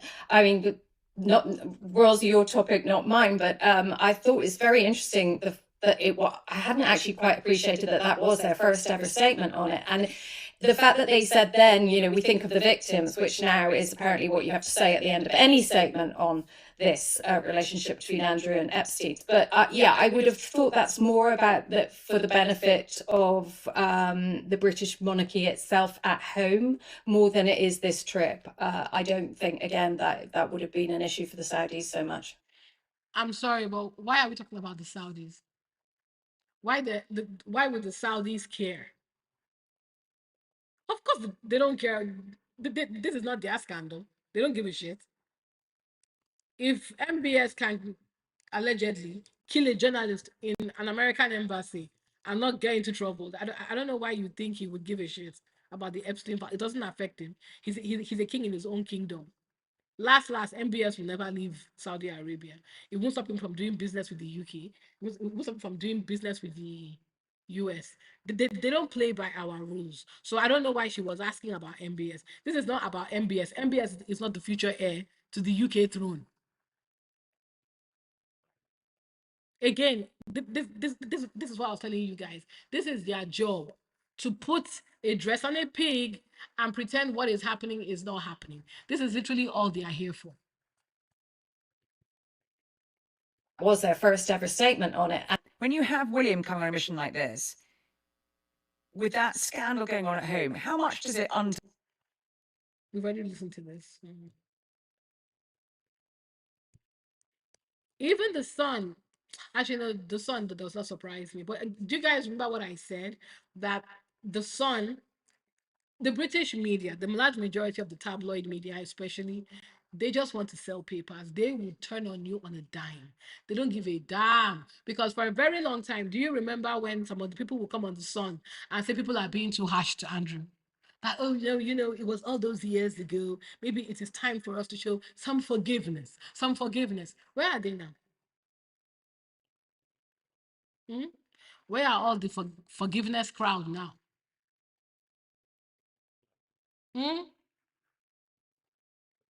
Let's listen to the Sun, guys. Dinner dates. They even seem to be wearing kind of his and his matching jackets, don't they, as well? I mean, presumably they were sort of given to them on the way out the door by some aide of Epstein's. But Samara's absolutely right. He said that this was the breakup picture, but in actual fact, just a couple of weeks later, we've now seen in the latest dossier revelations from the Department of Justice in the US that he invited Epstein to Royal Lodge just a few days later, where he lived at Windsor. He invited him to Buckingham Palace after his release from prison. He continued to stay in touch with him, telling him about business deals in Libya, in Afghanistan, talking about how they could fix business deals together, talking about dinner dates at the palace. It wasn't a slip of the tongue that Andrew made on Newsnight. He was willfully, I believe, misleading people. And that was the tipping point last year when that email about we'll play some more again soon came to light. And the king realised that actually the version of events that he had trusted was the truth from Andrew was not quite the case. Within a few weeks, we actually saw real, for the palace, very fast action. And that's when the king took action and decided that enough was enough. He had to remove those titles from Andrew. Again, they are BSing you guys. They are BSing you guys, not me. Because, like I said, those files that came out, it was just us seeing it for the first time. I find it hard to believe that the US government wouldn't have shared it with the UK government, who would have shared it with Charles. Charles was aware that Andrew was lying. That was why, as soon as he gave that interview, they quickly shut him up. Because they knew it looked bad. Because they knew that there was evidence that he was lying. I don't even know why she even did you see what she just did? It makes it sound like I said, oh, Andrew was the one telling the lies. Charles had nothing to do with it. So why did he pay 12 million pounds? So why did they pay 12 million pounds, guys? Why not just let the thing go to trial? They knew. They didn't want it to get to discovery stage because then even more things would have come out. The things that we're seeing now and more would have come out, which is why they dropped that money. So this nonsense, this Hunty Manzi is saying that basically insulating the king and saying the king couldn't have possibly known that his brother, his sibling, the same thing that the king does, by the way, which is moving money in and out like that. He couldn't have known, right?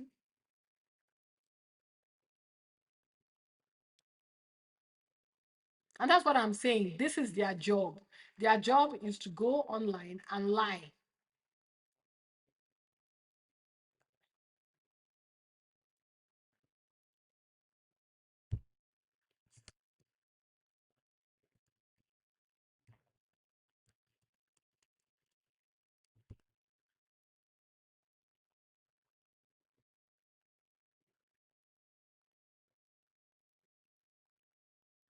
And this particular part of the story, guys.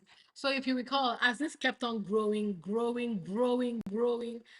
and that 12 million was hanging over their head, you're claiming that you didn't know this was an isolated Andrew incident. So why was 12 million? That 12 million has been hanging over their head for years. Now the story has changed. Ladies and gentlemen, the story has changed.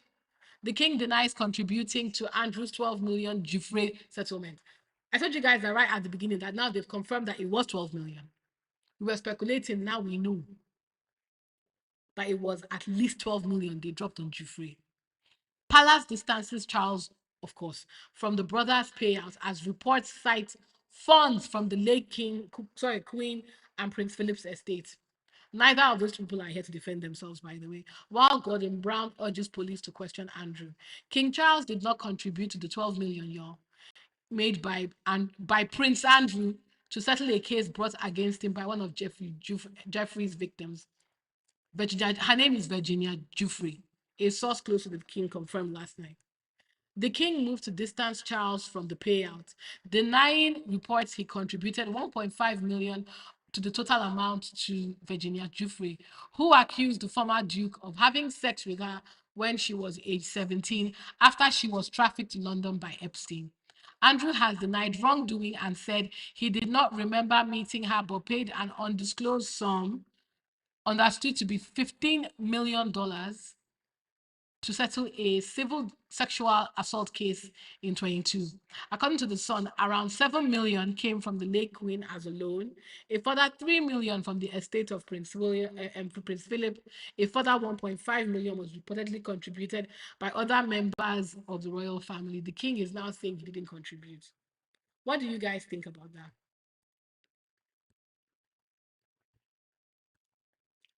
Because you see, I find that very hard to believe. So I was in a live on TikTok last night, Bonnie's live, which is amazing. And something was said that kind of, I completely agree with what that lady said. If you understand the monarchy, as we all do, you know that only the heir gets access to the money.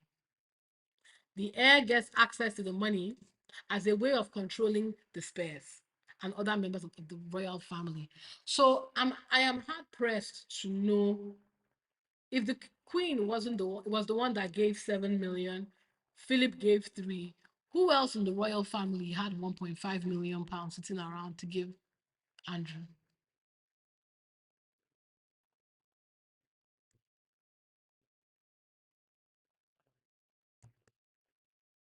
You see, the mathematics is not mathematics. Who else but the heirs would have had? Is he trying to say William contributed the money? It wasn't Harry. Why the hell would that Harry give him money? It wasn't Anne, I don't think. And I don't think it was Edward. So who else dropped money for Andrew?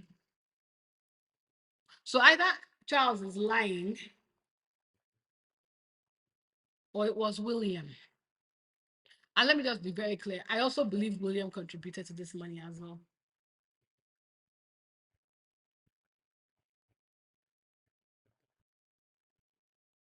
I believe William also contributed to that 12 million payout.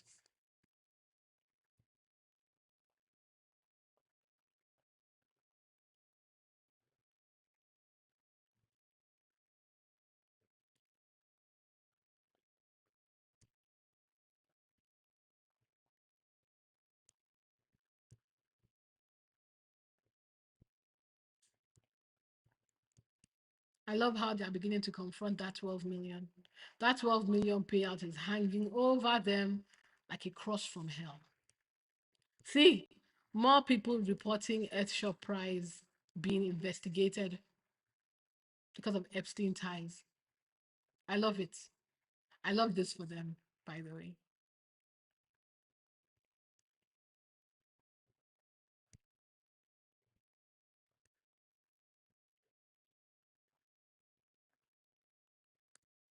And do you know what's interesting? The king is using the Times. Where this 12 million breakdown came from was Matt Wilkinson on The Sun. And the king categorically came out and said, that's not true. I didn't drop a penny. So it's very interesting to me because I always assumed that the Buckingham Palace and Kensington Palace were using The Sun to drop their nonsense. So I'm curious to know who leaked that information. Was it the king? No, it couldn't have been the king if he's denying dropping money. Was it William? Did William leak to the media, to the tabloids, about how the money was shared? Was he doing it to take the heat off himself? To embarrass his father? Because the British tabloids have been telling us for years that William is not happy with how Charles has been handling the Andrew situation. What do you guys think? Do you think it was William?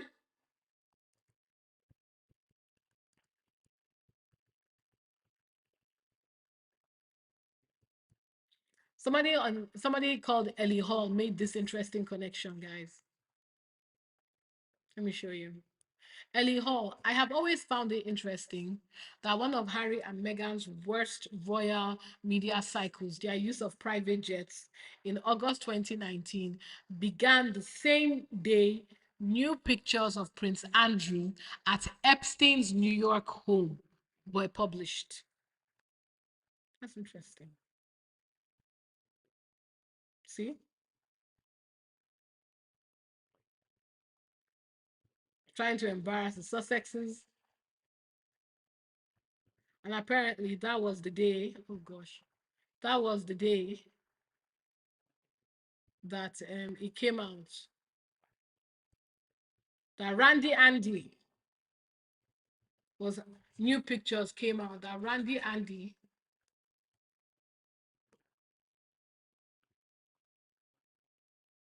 was hanging out with Epstein. I believe it was these pictures actually that motivated Prince Andrew to give that BBC interview that went so well for him. Because you can only use Harry and Meghan for deflection for so long, right?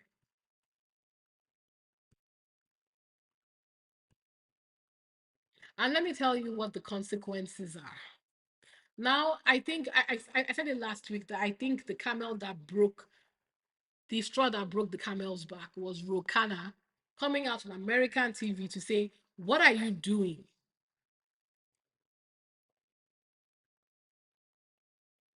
What do you mean the queen or the king doesn't get to answer questions? The hell are you talking about? If somebody is guilty of a crime, they should come and answer questions.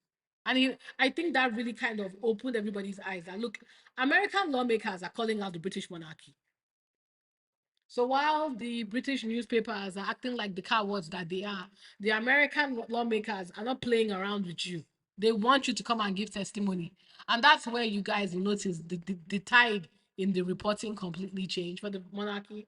All of a sudden, the British press now became confident to call out nonsense and report things. Like, for example, this thing right here. Do you guys remember when Trump came came for that state visit? Guess what came out of that? We won't pay for the Windsor State visits, council said. The British public has said enough. The council has said it will not support. Sorry, guys. The council has said it will not support any more state visits after the cost of hosting Donald Trump at Windsor Castle last year were not reimbursed. The Royal Borough of Windsor and Maidenhead said it has spent at least $350,000 on visits, including that of the French President Emmanuel Macron. The council said the same funding could have paid salaries of 9 primary teachers for a year. Next month, the president of Nigeria is due to come to Windsor to meet the king. The Foreign, Commonwealth and Development Office was contacted for a statement. The council said, while we appreciate the wider impact this has for our multi-agency partners, with planning underway for the visit in March by the president in Nigeria, we don't have budget for this type of support. And quite simply, local taxpayers can't continue to be expected to shoulder the burden of decisions made by the government to host visits in Windsor. Are they wrong? The government is the one insisting that you host these visits, so run them their money. They are paying for security. They are paying for all this fefe and glamorizing, right? They are paying for the optics. So give them their money. I don't think that's too much to ask. The council's deputy, Lean Jones, said the authority was still talking to the government about the upcoming visit, but will only do the basics. We are not prepared to go beyond that without formal assurance that the costs will be reimbursed. We enjoy the events that they are, and we understand that Windsor Castle is a big draw. We like the fact that our borough hosts these events, but we're very, very successful at doing them. But we really cannot accept that our residents are having to pay for a central government event.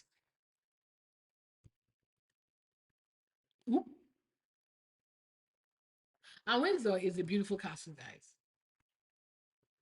It's very, if you're doing a state visit, that is exactly where you do it, to give people the opulence and the thing. So I really don't think they have a choice. They have to reimburse the council. But my point is the challenging. They probably wouldn't have spoken out publicly before, but now, thanks to the Volcana thing and the confidence is giving people to speak truth to power, people are waking up. Even in the UK, they are saying, nah, you want to do that here, you give us our money. We're not going to stay silent anymore. We don't have money. Give us money. It's starting. Skeletor went out to do an event with the exact copy of Duchess Meghan. But like I said, I don't even know if she's worth talking about, so I'm not going to waste my time on her. Again, more countries.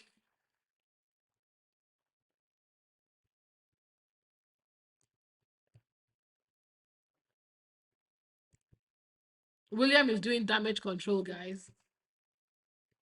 William is doing damage control, guys. So after it was found that Mr. Sulaiman was gave money, now they're coming out to say created by activists is an anti-monarchist platform, blah blah blah blah. DP did not donate money to William or the Headshot Prize.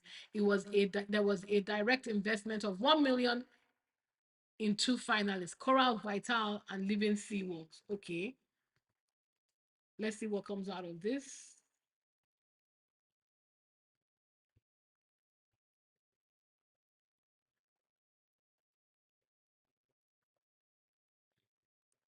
Sorry, these are the royal fans. So I don't know if what they are saying is true. Let's see what the Charity Commission comes out with. Although I don't trust the Charity Commission.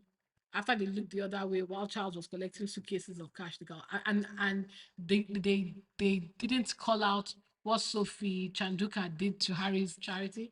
They can all kiss my ass, frankly.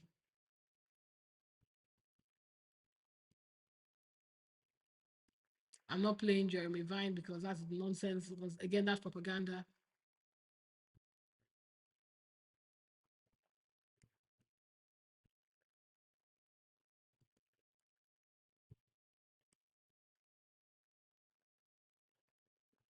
This is interesting, guys. So Paul Page, an ex-royal cop,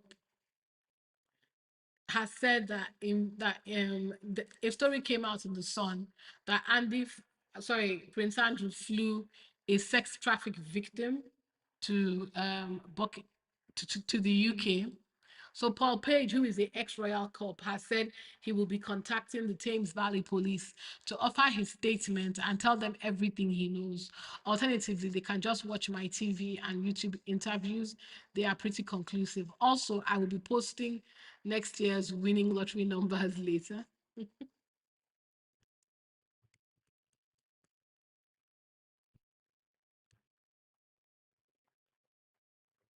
The reason why that is interesting, guys, is that there was a question around, because Andrew would have had a royal protection officer or royal protection officers.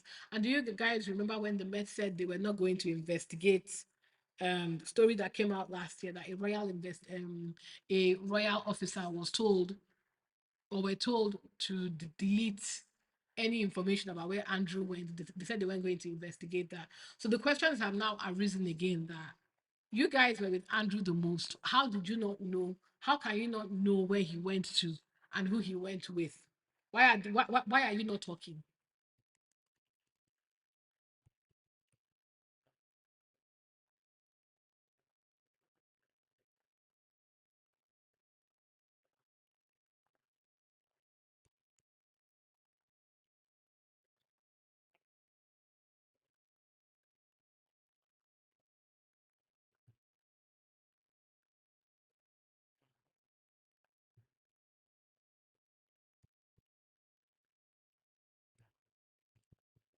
Fergie is writing a again, this is Andrew Loney, so I don't know if this is true.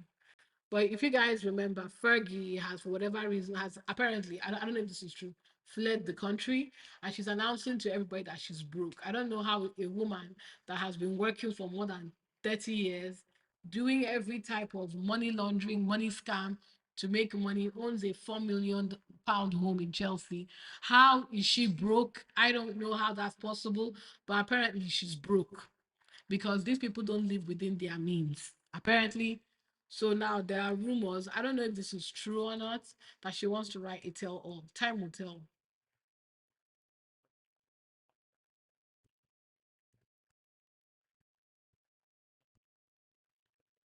We've got really good reason from some of the releases in the Epstein files to think that then Prince Andrew, when he was doing the Newsnight interview with Emily Maitlis, wasn't being entirely honest. About that now notorious photo appearing to be him with his arm around Virginia Giuffre. He said, I can't recall it being taken.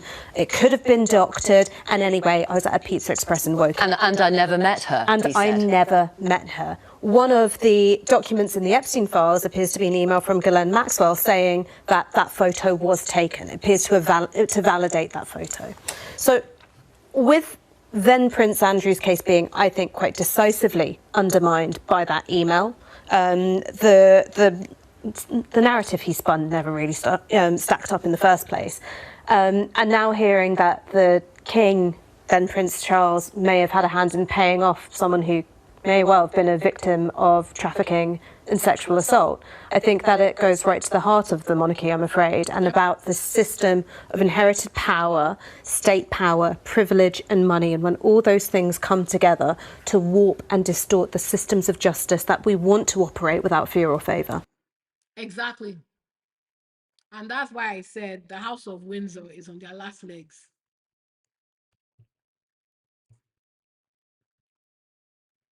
Leaders all head to Munich for their annual conference. Last year, Vice President Vance challenged Munich leaders on freedom of speech. This year, there's a far bigger challenge. These leaders need to confront the Epstein class. In Britain, the monarchy needs to answer about what they knew about the former Prince Andrew and whether there's going to be prosecution. The British government needs to answer for Peter Mandelson. The Norwegian princess needs to answer about her affiliations with Epstein. In Austria, in Sweden, governments need to answer for their affiliation with a convicted pedophile. And in the United States of America, that's sending the biggest delegation to Munich, we need to answer for cabinet members who were affiliated with the convicted pedophile, and we need to answer for some of the biggest elites in tech, in finance, in Hollywood, who were going to Epstein's Island knowing young girls were being raped. I hope at Munich there is a lot of conversation on how we will hold this Epstein class accountable. Yeah. And that is ultimately, we've said this numerous times, guys. All these people that you're hero worshipping, all these people that you're working for, all these millionaires, billionaires, while you're doing your 9 to 5, 5 days a week, they are working 1 hour a day, checking their stock and their millions, getting into all these big circles, getting all these contracts. and indulging in all sorts of ridiculous behavior, criminal behavior, because they know who's going to check me, boo, who's going to hold you accountable. And that's the part that's not acceptable. There's no point having these platforms if we can't call people out. And Andrew can go to hell for all I care. But I think the optics of Andrew answering questions. Andrew, you're guilty. You know you're guilty. You know you did this stuff.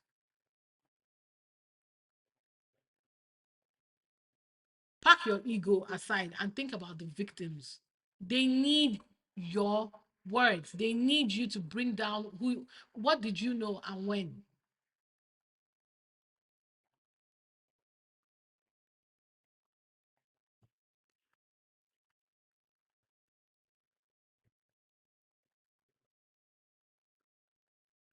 Can you guys hear me? I think my camera has gone off. One sec.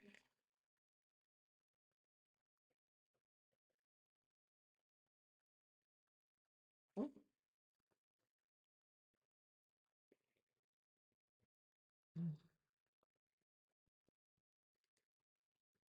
Sorry, guys, my camera went off.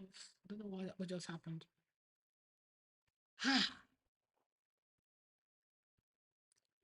Let's listen to this lovely interview from Rukan. Clinton, a former.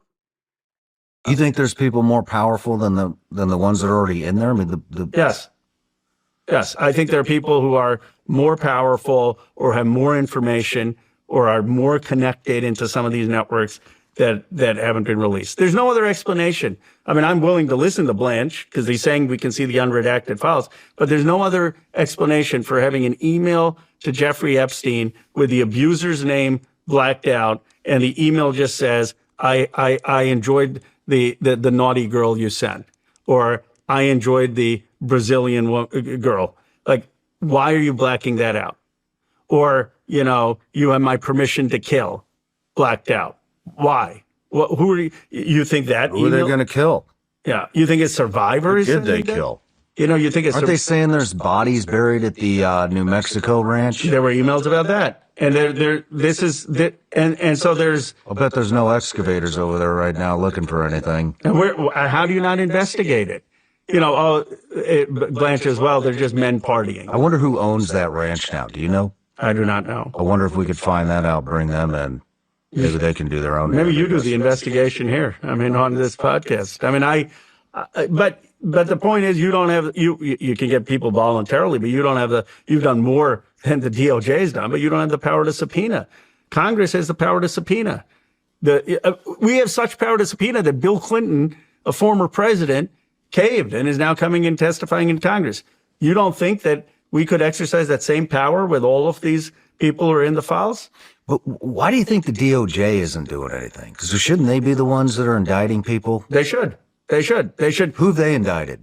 They haven't indicted a single person. Really? So, post Epstein, they said, he's a dead guy and let's move on. They have not released the names of the co-conspirators who they should have indicted. They have not released the names of the people they should have prosecuted. And let alone, they've done nothing to investigate these people. And I don't know why. Like they say, okay, it doesn't rise to a criminal level. Well, how do you know if you haven't investigated it? Have you called these people in and have you asked them questions about where they were? What did they do? What did they know? I don't think you have. I know you haven't, because these people would be saying that they were already cooperated with law enforcement. So just think about this rationally. You have all these files. You got rich people, powerful people talking about being on the island. You're investigating the case back in 2007 or in 2019. Doesn't it say, okay, I'm going to send an FBI agent or someone to talk to these powerful people about Epstein just to understand what was going on? You don't have to, and they didn't do any of this. Why? Because they were intimidated. Because these people were at the Davos conferences together. They were financing the same politicians together. You got Donald Trump saying, Bill Clinton shouldn't testify because he doesn't want to testify. It's all the same club. That's a good point. That's a good point. It's a club, and they don't want that club to be pierced, to be broken. It's people who have power in this country and people who don't. How long have you realized it's one club?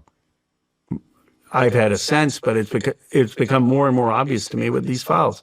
I was shocked at the extent of it in these files. I mean, I was like, how is every prominent person in some way connected? It's just absurd. I mean, do I think everyone in those files was a pedophile? No, but like none of you had the judgment after Epstein was a convicted pedophile to say, you know what? Like, yeah, I don't want to show up to his island. I don't want to show up to a party where I hear they're young girls. Like, how is it? It's your membership in that club was so important to you that you didn't have a minute to pause and say, yeah, maybe I shouldn't be showing up to a pedophile's house. Right? It's almost it's not even their desire for gratification at the expense of young girls. It's almost like their desire to belong to this club. I call it the Epstein class, was so overriding that they were willing to overlook everything else. They were willing to overlook girls being raped. They were willing to overlook the heinous things that Epstein was doing. They were willing to overlook the fact that he had all these suspicious contacts with foreign leaders, potentially selling out our country, because God forbid they weren't invited to those parties. God forbid they were not given membership into the Epstein class. And that's the two Americas we have. That's not what our founders wanted. That's not why you wore the uniform. That's not why kids died in Afghanistan or Iraq. That's not why people scaled the cliffs of Normandy. And people need to wake up in this country and say, look, we got to get our country back. And it starts with elite accountability. Yep. And it's not just for America too, it's for the UK. The reckoning needs to start. And I love that by continuously reporting this stuff, see all the things that are coming out about Andrew. See all the emails. Andrew tasked Amanda Tursk, his deputy private secretary, with obtaining an internal government memo in February 2010 about the Icelandic financial crisis. Soon after, he passed the note to Jonathan Rowland, his close friend and former chief executive of Bank Haviland, a bank that bought assets from a failed Icelandic lender a year earlier. This is part of the things that got Peter Mendelssohn fired from being, sorry, that made Peter Mendelssohn, not just the Epstein File Association, the police stepped in when they saw he was leaking secrets.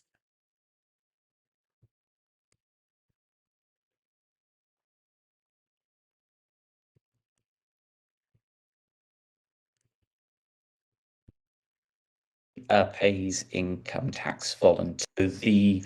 The monarch officially pays income tax voluntarily. However, this only applies to certain earnings, and they have a massive business and property empire. So with there being not that much transparency on where all of their income comes from and how much they're getting, we are kind of taking the monarch at their word that they are in fact paying the correct amount. Yeah, I've played you guys a lot of. The reason I'm playing all these videos for you guys is so that you see that when we talk about down with the monarchy, look, I have my feelings about them. I don't like them. I want them gone. I think they should answer for the tragedies and the traumas that they brought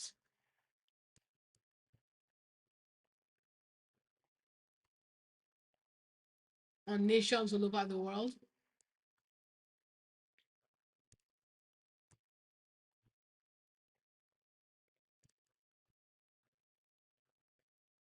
But if they are going to exist, that I can't comprehend why they should be sitting above us all. I can't comprehend why they are above the law. And I can't understand why the UK government continues to participate in this nonsense. Not just Prince Andrew, sorry. Not just William, not just King Charles. The whole system is rotten. What they did to Harry and Meghan, a lovely segue to Harry and Meghan, because they've had major announcements this week. Let's talk about Harry, because Harry's been doing some, and this is the thing that annoys me. While I'm very happy that all this nonsense has not spilled over to Sussexes, thank God. We need to highlight the good work Harry has been doing with the Halo Trust and the charities that are very near and dear to him.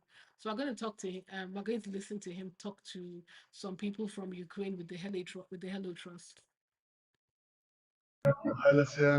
How have the last couple of weeks been? Like life has turned upside down for the last more than like 2 weeks, and sometimes it seems to me that it's just a like nightmare, and I'm going to wake up soon. I mean, you're saving lives every single day. I mean, I know you're part of Halo, so that's exactly what you signed up to do. I know that you're going to continue doing the work that is so desperately needed for Halo, for your families and for your country. How can we help? How can people help? What is the best way for people to help? Because there are so many people watching on feeling completely helpless. Spreading the safety messages will help. The more people see them, the more people stay safe. You can donate to help our organization as well. That's also absolutely possible. Thank you, thank you, thank you, thank you for being so brave and being so amazing, and well done. Yeah, the least we can do. Thank you. Keep doing it. Keep doing what you're doing. Keep saving lives. See? This is what I expect the royals to be doing with that privilege they don't deserve.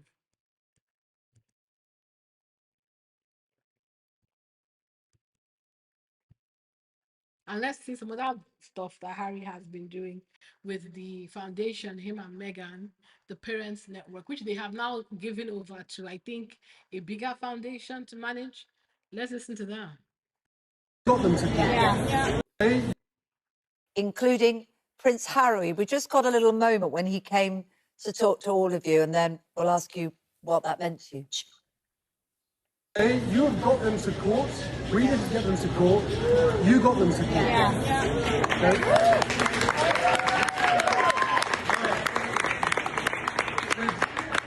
We've said time and time again that this is a David versus Goliath situation. I've been in some similar situations myself, vastly different, but when you're sitting in court, and if you have that feeling of just overwhelming emotion. Well, it's quite remarkable, really, isn't it, Ellen? Because, you know, one knows that Harry talks about mental health. We know he's passionate, but there he seemed to be just really talking to you as somebody who's in a fight, the fight for their lives almost, you know, that feeling he talked about in his body and that you might feel when you're sitting there. Did that help? And how was it to be in the room with Harry talking in that sort of quite visceral way? He got quite choked up. He did. I've met him before. I met in April last year when we were over in New York with the other bereaved parents, and he's met a lot of the bereaved parents and absolutely supports this massively.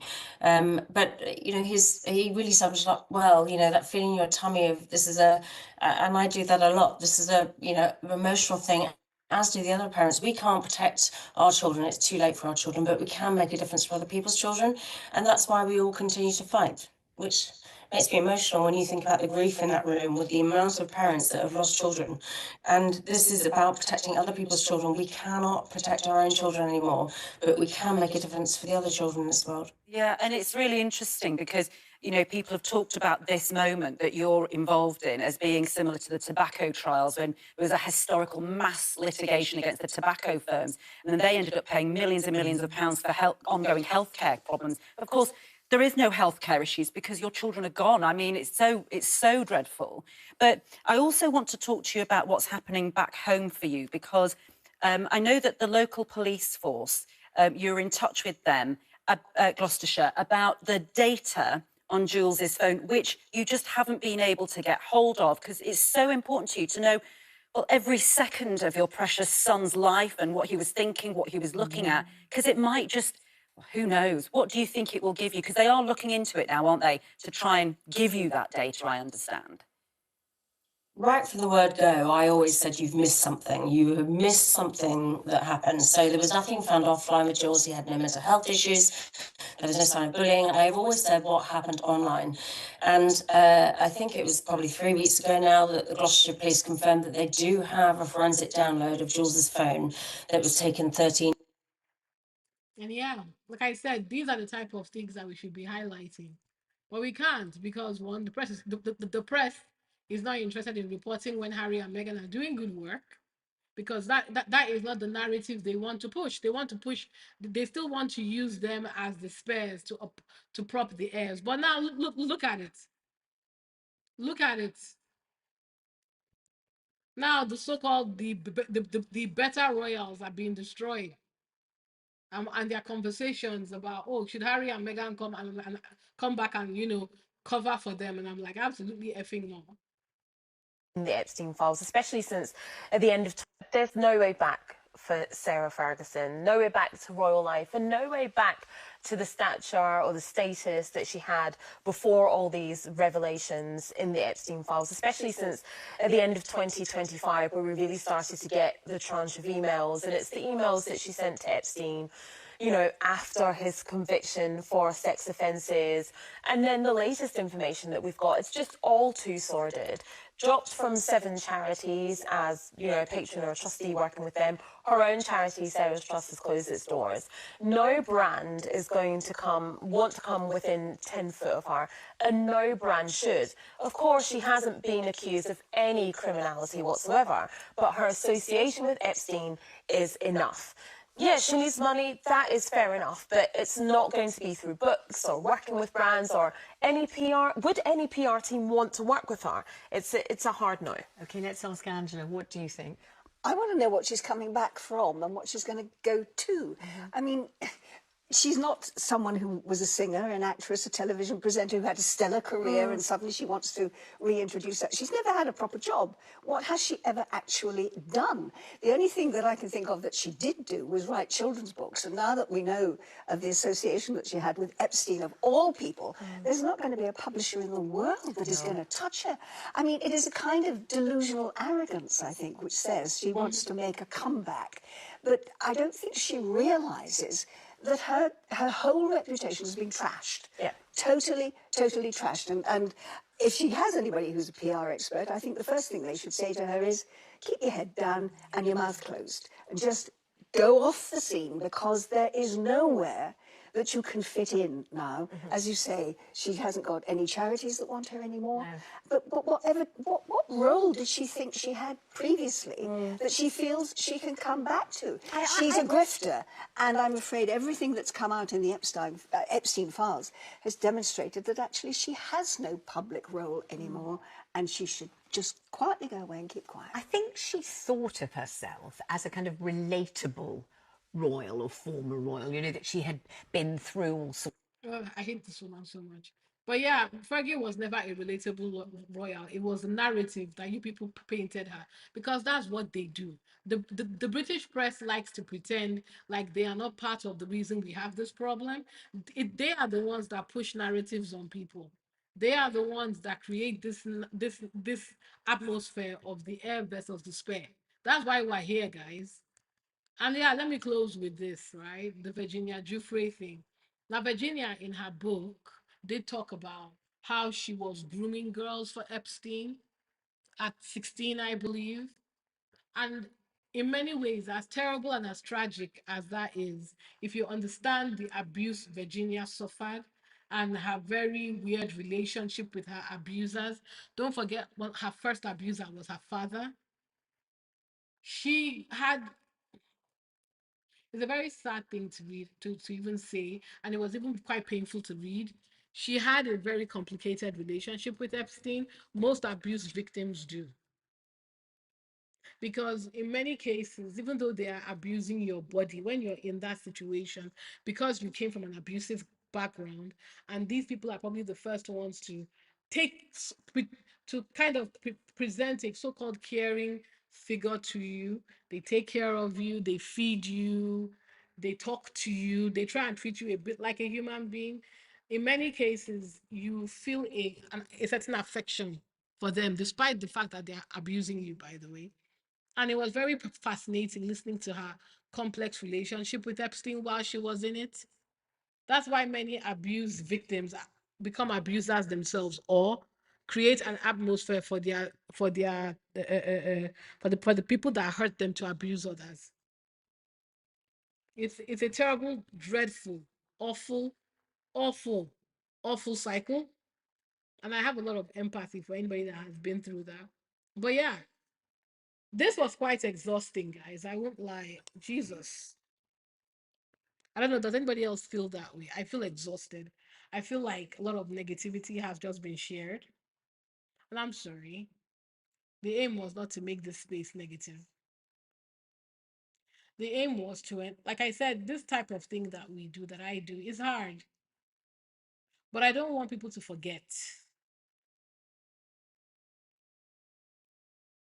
Because that is what they're banking on. They're banking on you forgetting. We can't forget.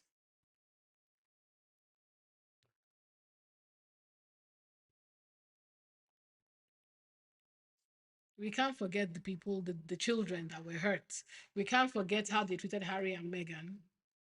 We can't forget, we have an obligation to remember. Memory is the thing that we use here.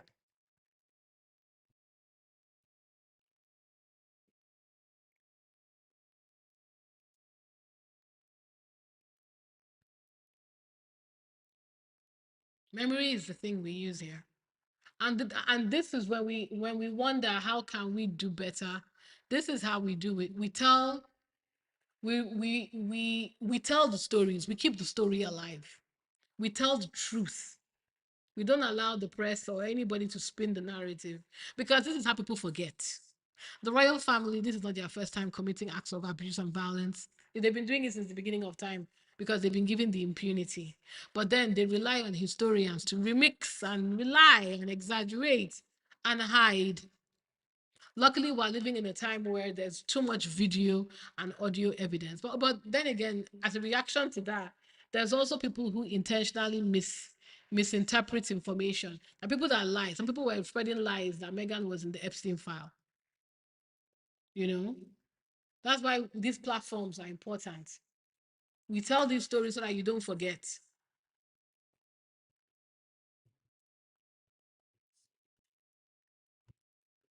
I really like this article, and it goes into what I was saying just now about memory and the role that the media plays in it. Royal correspondents branded PR team for monarchy and Epstein file. I'm glad people are calling this out. Royal correspondents have been branded a PR team for the monarchy after a stream of commentators defended King Charles and Prince William, unsurprisingly, amid the ongoing saga around Prince Andrew and Jeffrey Epstein. That article is paywalled. But I like Yasmin, these opinions. I'm going to read it before I close. I'll read his opinion. I'll talk about what Meghan has done recently, and then we'll close. From Yasmin, who I do enjoy. Don't be fooled by the royal family's sudden concern for the Epstein victims. Real cooperation would entail explaining why Prince Andrew was shielded for so long. T. Last week, when King Charles was shaking hands in Dedham, Essex, a heckler asked him if he had pressured cops not to investigate his brother, Prince Andrew. Gathered royalists dutifully jeered and hissed at the insolent heckler. Then this Monday, His Majesty was heckled by another gutsy outrage subject during Clitheroe train station in Lancashire. How long have you known about Andrew and Epstein? Reporting the incident, the Sun reassured the patriotic readers all is well in their world. The rest of the crowd booed and some shouted at the man to shut up after the question was asked. This Wednesday came another deeply awkward moment for Prince William in Saudi Arabia. He was on a football pitch with female footballers when a reporter shouted at him, "Sir, to what extent do you think the royal family has done enough around Andrew and the Epstein scandal?" Journalists in the Daily Express observed he carried on with the engagement, but aides to the prince stressed he had a job to do and he was getting on and doing it. Despite the silence from their majesties to the question, the audacious hecklers have broken through their protective circle formed around the Windsors. The public concerns were heard loud and clear. I think time has come for the people to be told without verbal trickeries what the late Queen, King Charles, Prince William, and the rest of the working Windsors knew about Prince Andrew's relationship with Epstein and what they did to try and stop it. What conversations did they have with Sarah Ferguson? How did Ghislaine get to go to the palaces? What did they say to Prince Andrew when he visited Epstein in New York, 2 years after the latter had been found guilty of procuring a child for prostitution? It's hardly like they turned a blind eye. The Sun has just revealed that Prince Andrew was loaned $12 million by his parents, brother, to end the civil lawsuit accusing him of the abuse of Virginia Giuffre. The late Queen is said to have stumped 7 million for the settlement, and that to be coming from Prince Philip, and the rest coming from Charles, with other royals chipping in. With disquiet spreading through the population, the casual immorality the Epstein files have revealed will, I think, incite further concern and condemnation of the royal family. The last time I witnessed such a swell of discontent among ordinary Britons was when Princess Diana died. A belated statement issued by the Prince and Princess of Wales says that they are deeply concerned about the continued revelations and their thoughts remain with the victims. I don't believe that. Not the skeptics. Are they only thinking about the victims now? If so, does their insincerity and manipulation rankles? It does. Andrew Loney, author of a long book on the disgraced prince, spoke about these recent interventions candidly on Talk TV. I mean, of course, one's thinking of the victims, but I think they need to be open about what is actual, what the palace knew, when they knew it, and what they've done. And what we need to do is find out exactly how Andrew's been protected up to now. I think he continues, and I think he continues to be protected.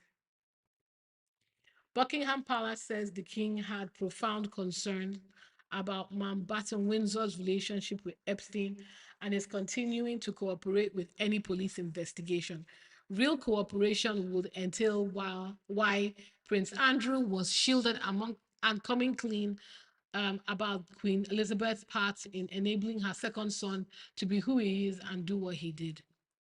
Many Britons will find it hard to forgive these royals born to reign over us. That gives me, a Republican, reasons to be hopeful. Yep. They can't keep this. Yeah. So to answer the question I asked at the beginning of this live, this is the end of the Windsors.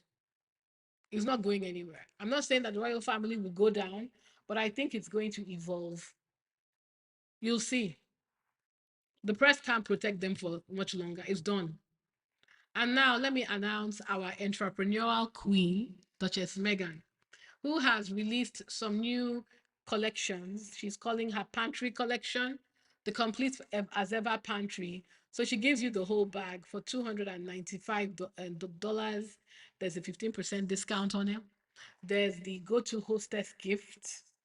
I think it's for like if you're doing like an afternoon tea. I actually think that this is a pretty good idea, you know.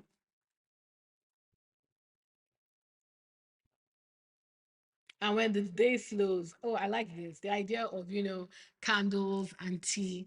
I think this is a very good idea to bond because by bundling it up, she's helping people think about ways to use these gifts. It's a really good idea, I think.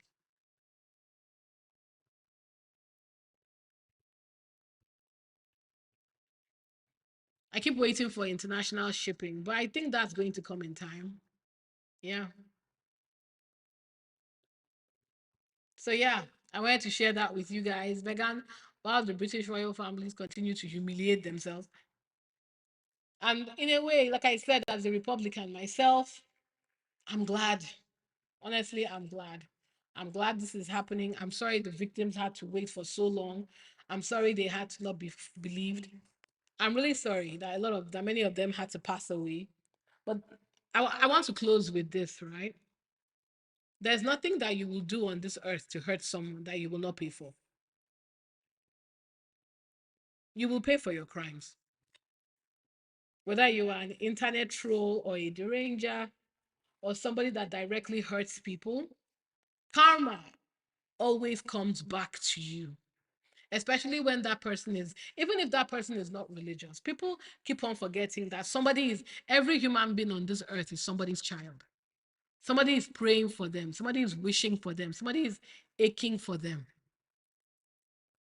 They have family, they have friends that are rooting for them. You can't go attack people and get away with it.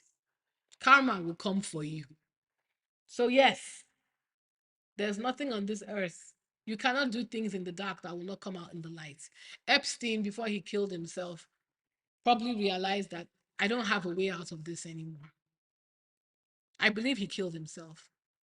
I believe he looked around the situation and realized all these rich friends, nobody's going to come and help me. It's done. And I believe that they thought killing him would end the conversation. It hasn't. Because now we know who you are. All of you that did this. And I love how Rokana said that he didn't even he did not realize the extent to which the people that were implicated. So I want those of you at home that are sitting down, putting yourself down, saying you can't get that corporate job or you can't open that business. The people that you think are better than you are monsters. These are all white businessmen. Because if these were men of color, they would be in jail. White businessmen for a very long time have controlled who does what, who moves what. And we've allowed them. Maybe it's time we stop hero worshiping these people. They are human beings just like me and you. And the impunity that they have been committing these crimes, which are not new, which they've been doing since the beginning of time, we know better. We're educated, we're smart. You speak truth, you continue to speak truth to power. Keep heckling, keep shouting. You don't let them forget. Your voice matters. You don't let them forget. And you yourself don't forget. These people that think they're better than you. Elon Musk was running around complaining about DEI. DEI, DEI, putting down black women, brown women, women of color, men of color when they achieved certain positions. Apartheid Peking, as I call him, Elon Musk, racist piece of shit, Elon Musk. Now look at him.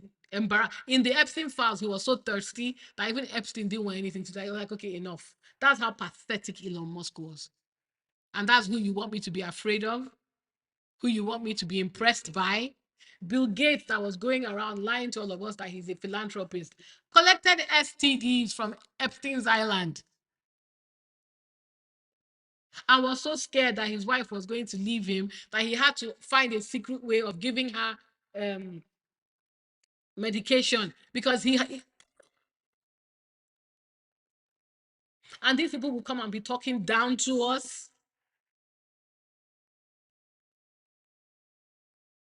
The mistake is done. The mistake is gone. And I think the one thing that we are doing as a society today is we are no longer impressed with all these platitudes. You won't come in front of me and say, "Oh, I'm a rich guy." I was like, "Okay, congratulations to you. You hit the luck of the draw." Because a lot of these people are monsters. Don't ever put yourself down for anyone. These so-called people that are richer than you, better than you, they are monsters, guys. They don't sleep well at night.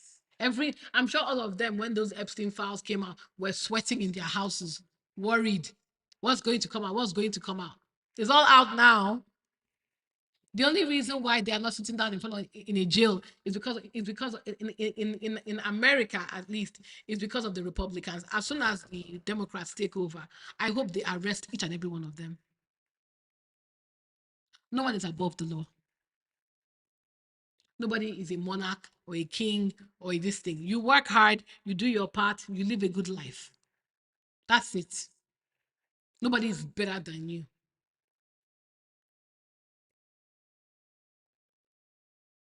So yeah. Thank you all for sitting with me. I appreciate it was a very heavy cast.